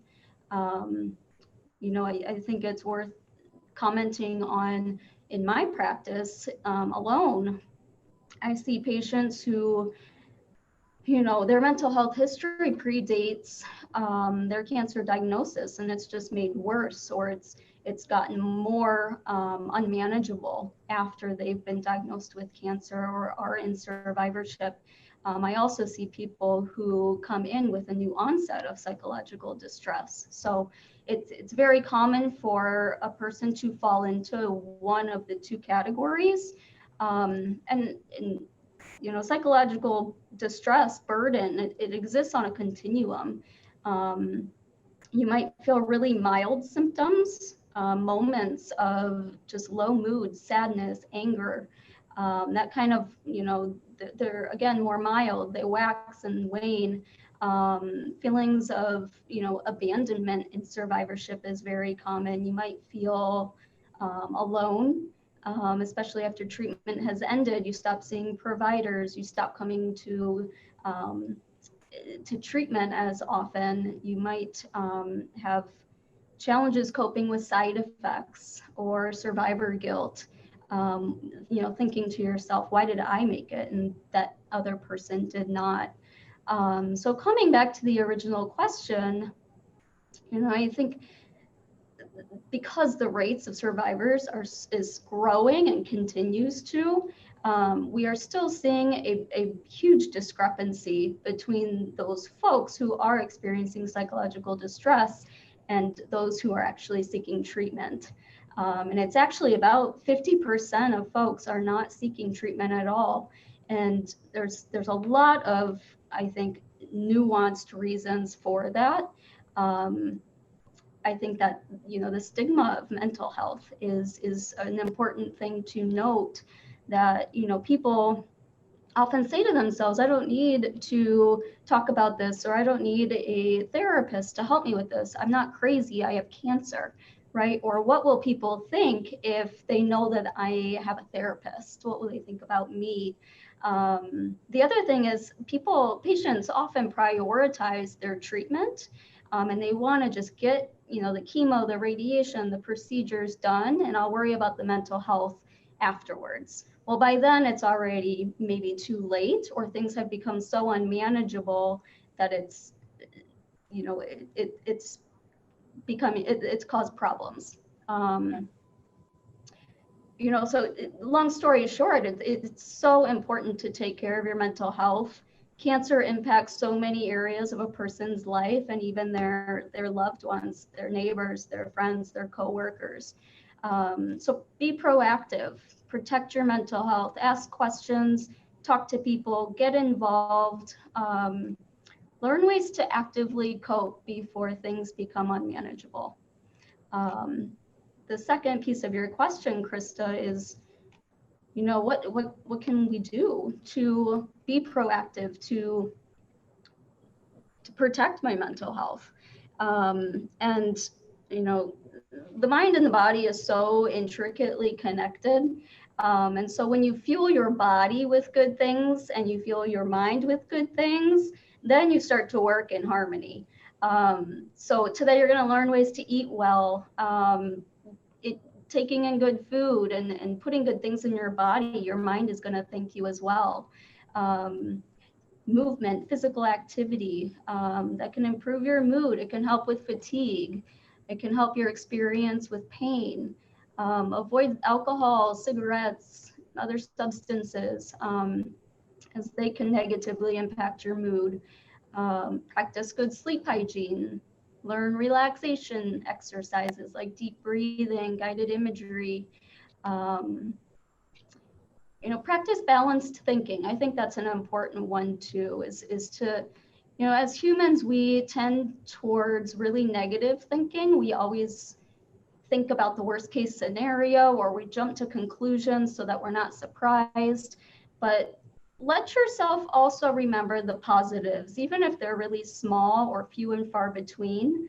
Give yourself credit for getting out of bed, in the morning, or taking a shower, or, the scans went really well this time.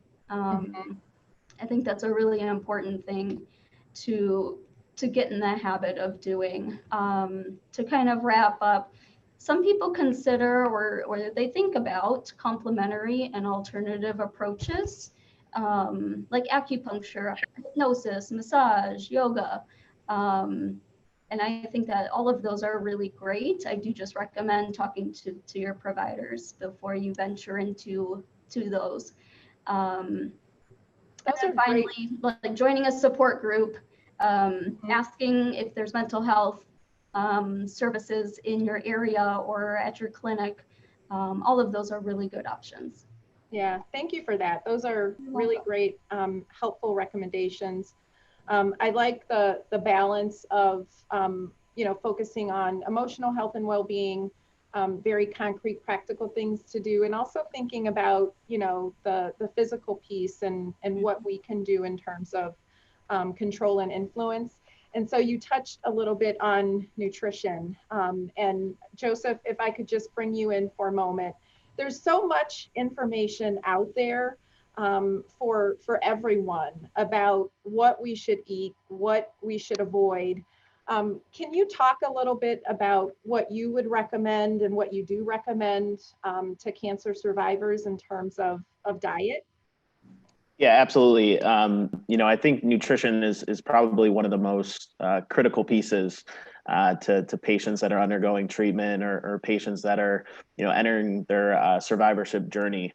You know, we don't necessarily like to focus so much on the word diet. You know, diet is oftentimes kind of this short-term, quick fix type of thing, to where, you know, this is definitely more of a lifestyle change. You know, we should be adapting, you know, our habits. We should be adapting the way we live our lives, you know, in that healthier manner. So, you know, when it comes to survivorship, you know, if we were to put a term or a diet on that, you know, really what we look at is the Mediterranean diet or Mediterranean guidelines.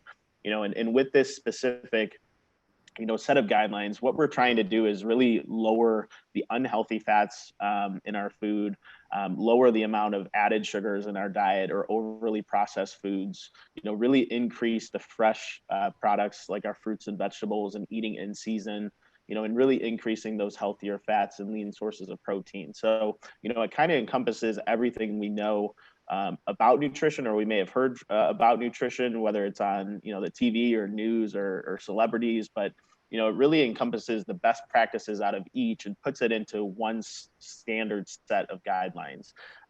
You know, I always like to tell patients that, you know, even small steps are better than none. You know, even small, healthier changes or healthier habits are going to have long-term impacts. Whether we see them right away, that may not be the case, but there's so much going on inside the body just by incorporating these healthier practices that they have such, you know, huge potential to be beneficial in the long run. So those standards would be, you know, my best recommendation. You know, national organizations like the American Heart Association has tons of free information on Mediterranean guidelines, including grocery shopping tips, you know, healthier recipes that are free for patients or free for family members. So I would always suggest, you know, visiting their website as a trusted website. Or speaking to a registered dietitian, whether it be at a facility or a hospital or even just out in general practice. You know, dietitians are the people that help to sift through all this information and really help to put patients on the right track forward. Thank you. That's really helpful. And just a comment and a quick follow-up question. So I will say that from a social work standpoint, we often get comments and feedback just around the cost of maintaining a healthy diet. And we know that, you know, for some, there may be limitations around access.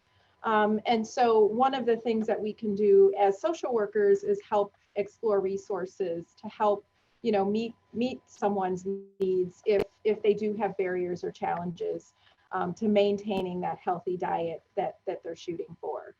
The follow-up question that I had was, what is the difference? Because there are just so many people out there giving advice about nutrition. And so what is the difference between a nutritionist and a registered dietitian? So a registered dietitian is someone that actually went to school for nutrition. A registered dietitian is made that their primary source of study. They've been or achieved either a bachelor's or a master's degree in the study of nutrition and dietetics, has taken a national certification to become a registered dietitian, and then it oftentimes licensed in whatever state they may be practicing in. So, you know, luckily for the state of Ohio here, you know, we have licensure laws that help to regulate and make sure that we are accredited and make sure that we're staying on top of any of our educational needs along the way throughout our career. A nutritionist is really anyone. anyone can really claim to be a nutritionist. There's a lot of certifications that are out there, a lot of online, quick certifications that you can get the credential of a nutritionist. But really what you're looking for is that registered dietitian. Again, these are people that are oftentimes, not oftentimes, but all the time, regulated by a code of conduct. And we have to follow a certain set of guidelines, and we practice on, research-based medical nutrition therapy. So that's the major difference, is really that research base and that constant overwatch that happens from a governing body. Thank you for that. That's helpful, and I think an important distinction, especially for patients undergoing complex treatments like for cancer. So Lisa, I'd like to bring you into the conversation. As Dr. Walt talked, I was thinking that this barrier around treatment ending and this expectation that I think people have around what happens when treatment ends. So everything goes back to normal. People are expected to just kind of move forward and embrace any of the changes or challenges that are occurring. And so I wonder if that sometimes is a barrier to seeking help or treatment, just feeling as though you're expected to just be positive and not pay attention to some of the changes that you may be struggling with. Can you maybe talk a little bit about your own experiences and what that may or may not have been like for you? I think, while you're in active treatment, you kind of have a safety net and you feel like you're doing something to fight the disease, and you're constantly at your provider for blood work and scans and chemotherapy and follow-up, and you feel like everybody's got a really close watch on you. And then all of a sudden your treatment ends, and you kind of feel like you're on an island all alone. And it's very scary. It's a very scary time. All your friends and family think you should be celebrating. You're no evidence of disease. This is a great thing. You don't have to think about it anymore. But as a cancer survivor, in the back of your head, there's always that idea that maybe you could have a recurrence. And so that's where I really developed a lot of anxiety. I didn't have it prior. I had anxiety during my active treatment, but I think my anxiety really elevated once I was done with treatment, which I think people found very odd. But for me, it was worrying about a recurrence. Every time I had a headache, was it had something metastasized somewhere? So I think that's a really tough part for a survivor, is trying to deal with your own anxiety about recurrence, but then also feeling like you have to put this smile on for everybody and be so happy, because a lot of people in your life have lost somebody to cancer. So they look at you and they think, well, you're a survivor. You should be happy. You should be joyful all the time. And most days I am, but then there are days where sadness comes in, anxiety comes in, and learning how to manage those feelings and knowing that it's normal and it's okay. So that, to me, it's a balance of that. It's okay to have good days and bad days, as long as more days are good than bad, and that you can work through it, whether it be if you need a therapist or a counselor, and that's okay. It's not a sign of weakness. I think we talked about it being a stigma, and I think people think that, well, you've survived cancer. What could you possibly be sad about? What could you be anxious about?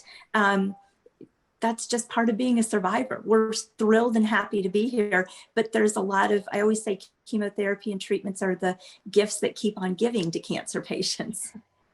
Yeah, thank you. Thank you for sharing that. So you mentioned fear of recurrence, and I know for some, this can be sometimes debilitating. Dr. Walt, if you could just talk a little bit about how you help patients kind of manage that. And also maybe talk a little bit about when it might be important to get professional help versus I'm just having a bad day here and there. So that, our participants have some sense of when they might need to seek professional help. Absolutely. like Lisa said, fear of recurrence, it can happen at any time in the cancer trajectory. It seems to rear its ugly head the most after treatment though. And I think it's important to know you aren't alone. This is a very common concern that I see with my own patients. And I think fear of recurrence or progression, there are, I think, really three categories. People who have just finished treatment or have not been in treatment for a while. Again, those feelings of abandonment that I had all these eyes on me at one time, but now I feel sort of lost. And to add to that, it's the worry about if I'm not in active treatment and doctors aren't laying eyes on me or hands on me every day or week, are there missed opportunities for catching the recurrence or new onset if that were to happen, right? As scans get closer and routine appointments approach, the anxiety increases. Like Lisa said, again, every new ache or pain, lump or bump, it causes much more anxiety. You worry. Your mind goes right to, oh my gosh, this must be recurrence. This must be cancer again. And there are a lot of things, it comes down to uncertainty. It's about how do I manage this very uncertain thing that I'm going through, that I essentially have not a lot of control over, right? And you've dealt with uncertainty all of your life, but when it comes to uncertainty with cancer, it's a whole nother ball game. I think that there's a lot that you can do. I think Krista, you had asked, when is a good point to see a provider, to seek some help to manage this. And again, I had mentioned earlier in my response that distress can exist along a continuum, where you have these fleeting moments of worry that kind of come and go, but you're able to carry on with your day to day. It's when you're not able to do that, when they persist, they linger, they start causing problems in your ability to function, whether that be at work or at home, your relationships. That would be a good point to reach out, ask for help. And,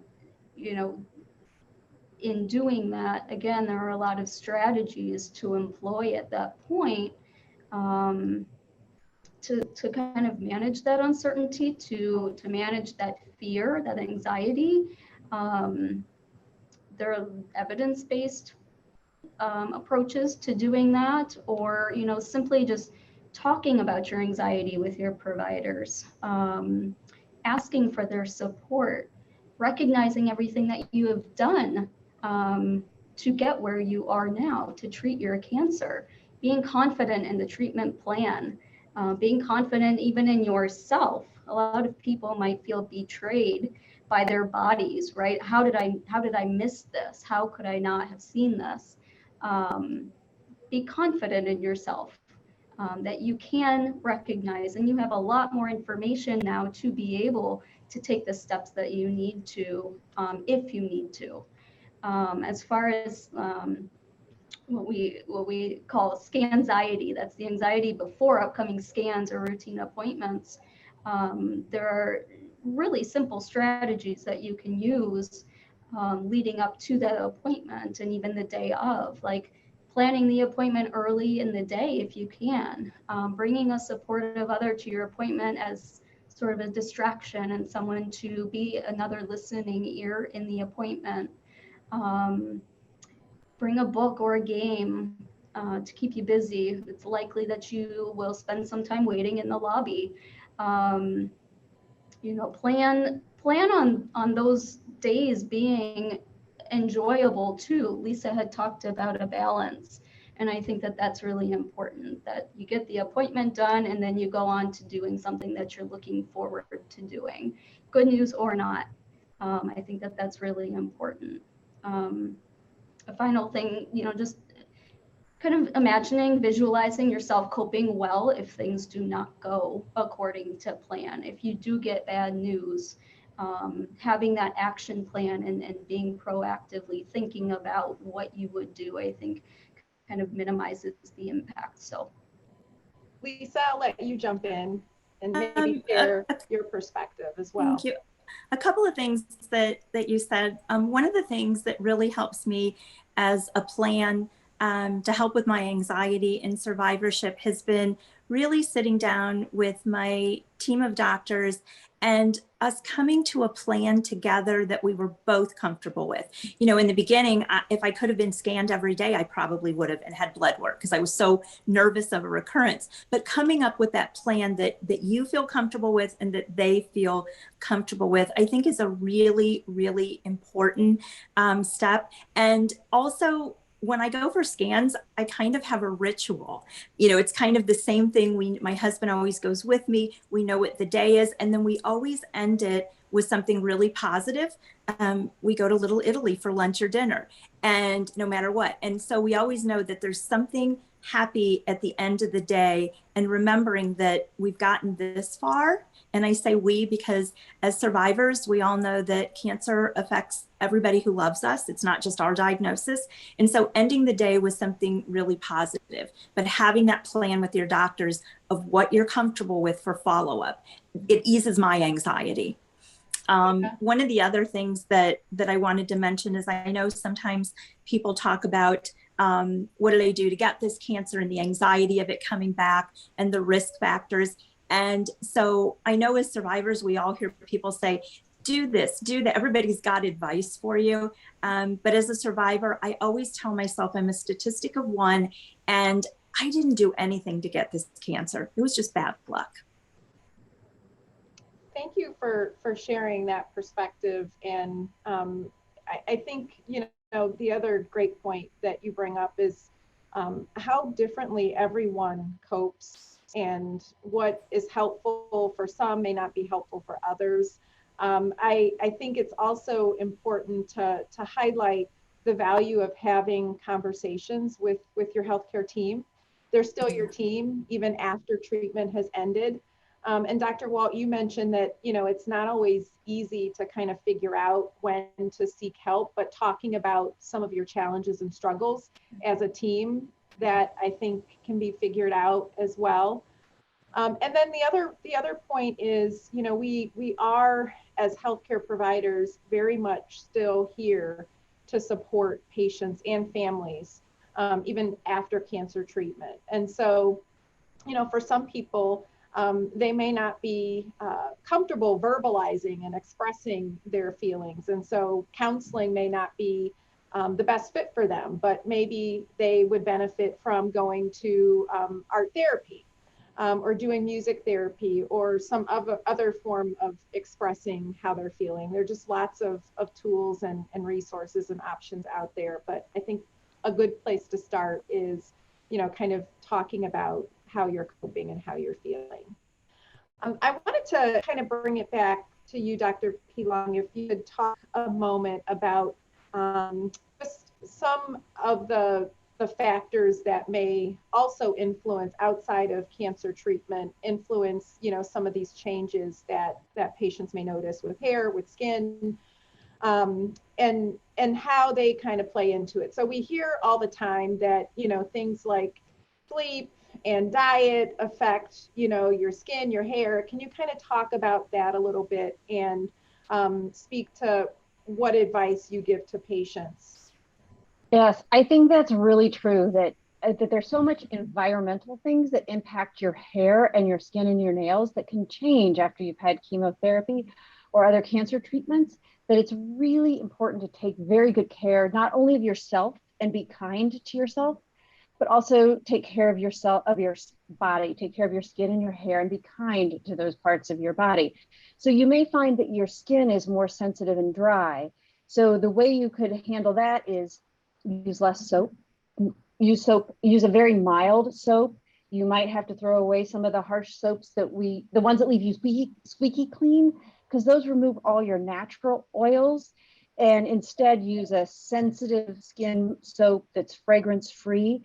And concentrate in armpits, groin, face, hands, feet. You don't really need it on your arms and legs. That can just further dry out your skin and make things worse. And then using a moisturizer once or twice a day can also make a big difference. And again, look for something that's for dry, sensitive skin, that's fragrance-free, that feels nice on your skin. Sometimes a heavy cream is better. And all of those can really help your skin symptoms feel better. Brittle nails is another thing that I'm going to say, be kind to yourself, be kind to your nails. If you're going to do dishes, wear gloves. If you're going to do any kind of cleaning or wet work, put gloves on. Just keep them under your sink. That's what I do for myself at home. Put on my gloves if I'm going to do any cleaning or wet work or dishes. And that alone will really help with the brittleness. The other thing is when you moisturize your body, moisturize your cuticles and your nails because they get dried out, and that's part of the brittleness. Same thing like I mentioned with your hair, make sure you're conditioning well and not over shampooing or shampooing too often. And the other part of all of this is having good nutrition. Like Joseph said, eating a good, healthy, well-balanced diet, lots of fruits and vegetables and lean protein. I also recommend the Mediterranean style diet as what's best for your hair, skin, and nails. And, just eating a really good diet, those nutrients are really important for your hair and your skin and to have really healthy appearing skin and nails, and that will help. Thank you for that. Those are great recommendations. And Joseph, you kind of touched on this because I know a lot of times you hear that with trying to maintain a certain lifestyle change with regard to food and what we're eating, sometimes people get disappointed and kind of give up because they can't completely change. And so it's kind of like an all or nothing. Can you talk a little bit about, how people can kind of gradually introduce these changes and if there really is benefit to, maybe you're not completely perfect with the Mediterranean diet, but at least an attempt and how that adds to health? Yeah, absolutely. I think the biggest thing with any sort of change is really first to be realistic with yourself. You're not going to change, 40, 30 years of eating habits in a day. That's not going to happen. It takes a little bit of time to, look at new areas of the grocery store, look at different products that you may have never tried before, or, read certain recipes or ingredients that you may have never used before. So, change is supposed to happen over a set period of time. So I think just for ourselves, when we're really trying to eat healthier, is just to start with small little goals, small little achievable things that we know will be in the right direction of, that overall goal of being and having a healthy diet. If we're, soda drinkers, cutting back on that soda content, not necessarily 100% eliminating it because, for most that's going to, drive you nuts. And for most of my patients, they would say, you don't understand what that, the change is like. But, just small little steps of, if you're used to having 2 sodas a day, maybe we cut back to 1 every other day, something that you still can look forward to, but we're making a healthier change in the right direction. Trying to incorporate, leaner sources of protein or, trying to lower the fat content of our protein sources. So if you're having red meats or purchasing red meats in the store, instead of getting 80-20, how about we do 90-10 or 93-7 to where, we're eliminating some of that unhealthier fat and making a step in the right direction. Ideally, yes, we should be cutting those servings down to no more than once or twice a week. But, on our way to that journey, those small little goals can really add up and they do make a long-term impact, whether we think they do or they don't. They do have long-term impacts and they do make a impact on that ongoing routine. That's great. Thank you. Lisa. I was just going to add one other thing. Of all the patients that I've mentored throughout the years, I think one of the biggest things is that people don't drink enough water and how that impacts fatigue, our skin, our nails, and especially with survivors, they just don't seem to drink enough water each day. And I know on the days that I haven't drank enough, and I might be a little dehydrated, I just don't feel as well all around. So I think that's a really really important thing that survivors can do is to really stay hydrated. Yeah, that's really important. And I like the piece about setting realistic goals, because, then it's, you don't feel like you're failing, and you can always start over. So I think that's great advice. And honestly, with, a lot of these fad diets, they offer these quick fixes, or they offer these, lose 10 pounds in, 5 days types of fixes. And they just they're just not realistic. Nobody can maintain these lifestyles for longer than that 10-day period. And there's a reason behind that, because you're essentially malnourished. So again, those small little goals can add up in the long run. Yeah, thank you. Lisa, I wanted to ask a question about how to help others, family, friends, understand that even after treatment, there are still challenges, and what thoughts and insights you might have around people who struggle with that, with helping others understand, and what you might recommend they do to help with that. I've had to have some really open conversation with friends who have watched other patients go through cancer, and they might have surgery, chemo, radiation, they're done, and they've bounced back and they're running a half a marathon. Well, that's not me. I mean, I've had friends say to me, well, you should run, you should do this more, you should eat this. And I have a lot of pain and long-term side effects from the different chemotherapies that I've had. So I've learned that it's okay. I don't have to live up to other people's standards. And that was a really hard thing for me to recognize, that I was trying to live up to what people expected of me. So each day I just try to live up to my own expectations. I'm honest with people that I can't do maybe all the things that they can do. And I try not to beat myself up about it. I try to be fair to myself and not beat myself up. But I think being open and honest with friends, sometimes people ask, how are you doing? They don't really want to hear everything, except your really close friends. But I just really try to be open with them about how I feel. And if they understand it, that's okay. If they don't, that's okay too, because I can't make them think my way. And until they've been in my shoes, there's no way that they could understand it. Prior to cancer, I wouldn't have understood all of this.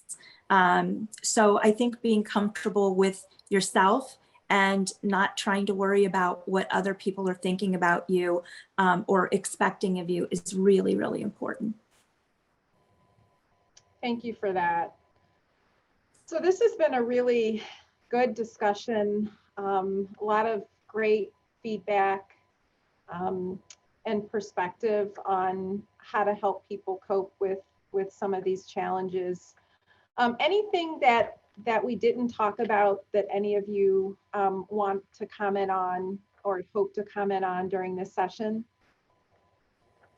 I would like to say that, prior to cancer, I'm a very outgoing and joyful person, but I didn't know that much about like group therapy and talking out problems and that.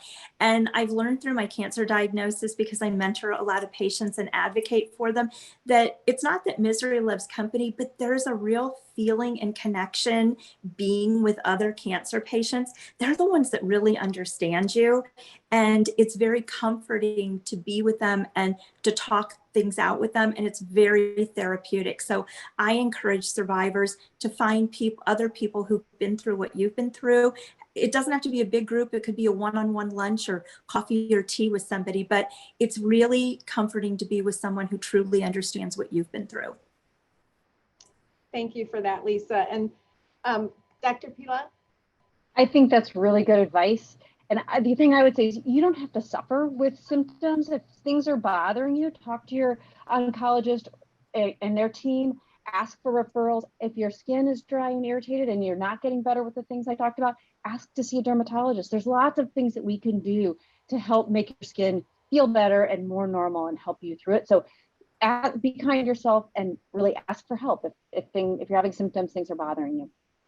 Yeah, and I would just like to add, I think that it can be really hard to navigate healthcare systems, and sometimes we don't always know what we need. But talking about what challenges we might be facing is often the first step. I think that, counseling is very helpful. I'm a strong advocate of support groups and patient mentoring programs. And for some, these things are easily found and others not. And so I would encourage anyone who has access to a social worker to connect.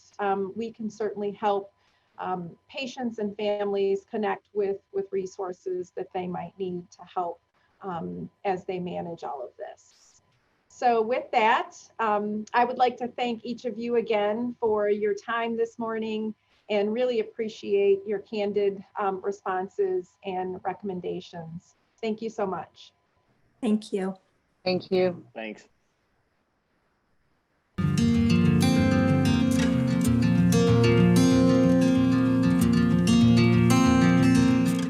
Hello, my name is Michelle Seranian, CEO of The Gathering Place, a local nonprofit cancer support center, and we are pleased to be able to collaborate with the Cleveland Clinic Taussig Cancer Center. At The Gathering Place, we support, educate, and empower people currently coping with the impact of cancer in their lives through programs and services, all provided free of charge. For over 21 years, our highly trained and credentialed staff have been working with cancer patients and their loved ones, providing them with psychosocial, nutrition, fitness, and other programs to help them cope through their diagnosis, treatment, and beyond. All of this is done in partnership with your medical team. Hi, my name is Dorian, and I am a stage 2 breast cancer survivor. I'm grateful for the help of the Gathering Place and the Cleveland Clinic in my journey. I've been through surgery, chemo, and radiation. Now that I'm out of active treatment, I'm really excited about getting on with the rest of my life, and I'm really grateful for the Gathering Place because they've been with me throughout that process. I started attending support groups at the Gathering Place when I was in chemo, and I've continued that partnership with the Gathering Place, and I'm looking forward to the exercise classes and the nutrition as I move on through the next chapters of my journey. Hi, I'm Beth Bennett, Chief Program Officer at The Gathering Place. As you heard from Dorian, the programs and services we provide help bridge the gap between cancer care and emotional, physical, and social support. There are many ways to get started at The Gathering Place, whether it's individual or group support, participating in an exercise or nutrition class, or getting fitted for a wig. We are here to support you and your loved ones during and after cancer treatment. To find out more about The Gathering Place, please go to touchbycancer.org or call 216-595-9546.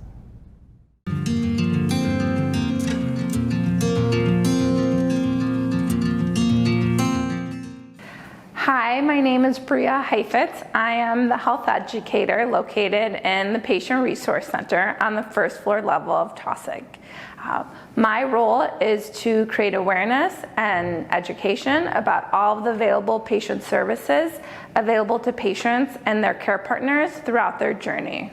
This includes educating on patient services information, researching disease-specific information, cancer-related topics, providing external resources, and building a large library for online content and hard copies for patients to grab at any time. The Patient Resource Center, which I hope you come visit me, is the hub of all patient education, information, and patient services. This includes 2 patient computers, which you can surf the web, you can check your email, a printer, a comfortable seating area, universal phone charger, as well as access to all the education material, pamphlets, rack cards, brochures, and then you would find me where I could help support with additional questions. The available topics in the Resource Center to support you and survivorship include topics of nutrition, wellness, fertility, pregnancy, sleep, as well as work support, coping, and resources out in the community. Please come visit me in the Resource Center where I can help assist with any of your questions. There's rack cards and patient services flyers of upcoming programs, which are all free to you throughout your journey here at Taussig. Patients are always at the heart and center of our mission. Again, thank you for taking time out of your day to spend with us. Please continue to reach out to us to address your needs and help us grow as a program and to provide our current and future patients the best possible survivorship care. The last session of the day will be focused on wellness. You'll have the opportunity to participate in one or multiple activities provided through this online platform: chair yoga, art therapy, or guided imagery. We hope you have enjoyed our Survivorship Symposium and celebration thus far. You have heard a lot today about life during and after cancer treatment. Your physical and emotional health are important to your overall well-being. Wellness is the complete integration of body and mind. Everything we do, think, and feel has an effect on our well-being. We are pleased to provide you with 3 on-demand wellness activities for you to participate in. 3 simple activities you can do for your wellness include meditation and relaxation, art therapy, and yoga.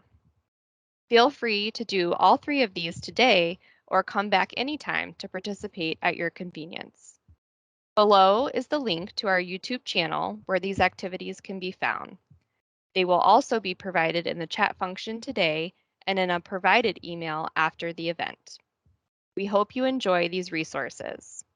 Please take some time for you to relax and focus on your well-being. We sure enjoyed making them for you. Thank you.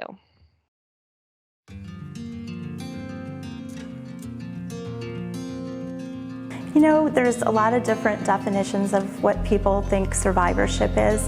And for me, I felt like I was surviving from the day I was diagnosed, even though it was a hard survivorship in probably the first 4 years, just because I had 5 recurrences.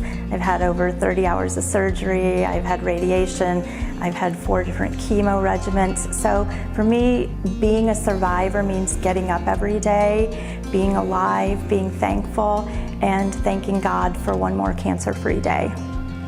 When somebody gets a diagnosis of cancer, they're thinking about the worst. And then they need every strength, from inside and outside to get out of that, that place. I hope every patient with a diagnosis of cancer will have access to similar world-class care they can have in the state, in the country, or in the world.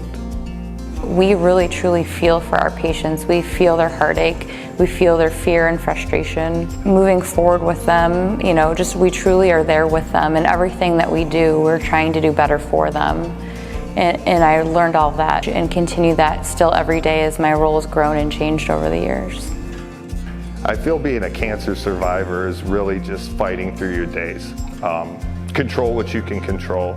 Don't worry about things that you can't. Understand that there's always going to be change. There's always going to be challenges. Finding out it was going to be tougher and tougher and tougher. You just find a way to fight through it and use your support systems in the best way you can. I was diagnosed with cancer in May of 2017. It was a stage 4 diagnosis. We found out right away. As a patient, I was willing to fight, and my family was willing to fight alongside of me. It gave me a tremendous amount of confidence and a lot of the abilities it takes to overcome such a tough obstacle and hearing it. Working with cancer survivors, I've learned so much about hope, about vulnerability, about passion, and about really relying on the people around you in ways that really you couldn't have imagined. I've learned about trust and faith in ways that allow us to reflect and pause about life and about what really matters. I feel so lucky to be a part of the cancer journey for our patients here, and really devoted to making lives better, whatever that may look like to each patient.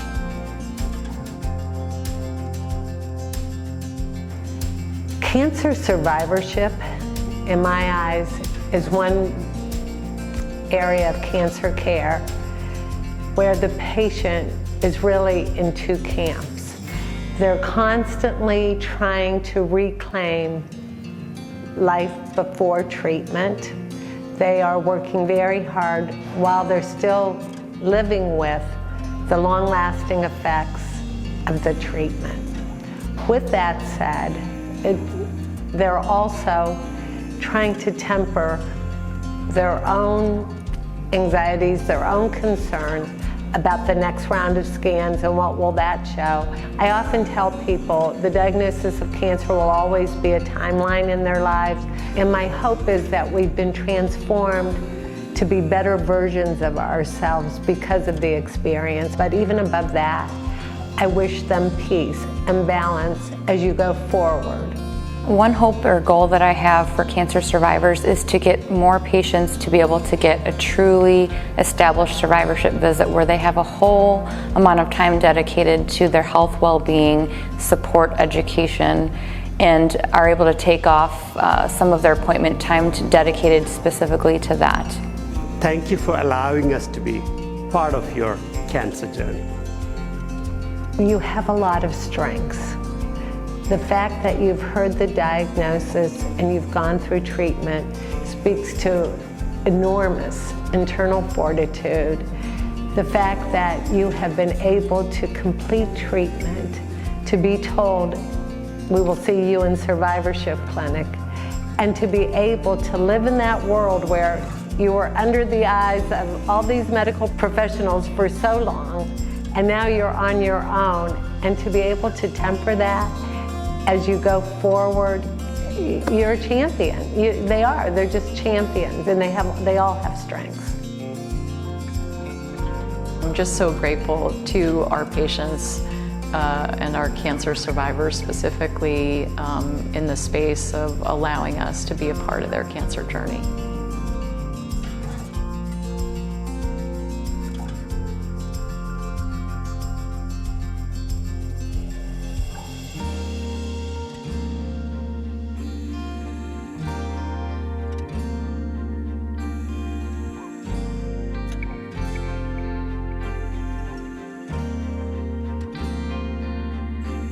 For more information on today's program, please look for a follow-up email with access to this recorded session. As always, you can address your individual concerns or questions with your medical team at the Cancer Center. We also will have a program evaluation to gain your thoughts and feedback, as we will use that information in planning future events. Thank you again, and have a wonderful rest of your day.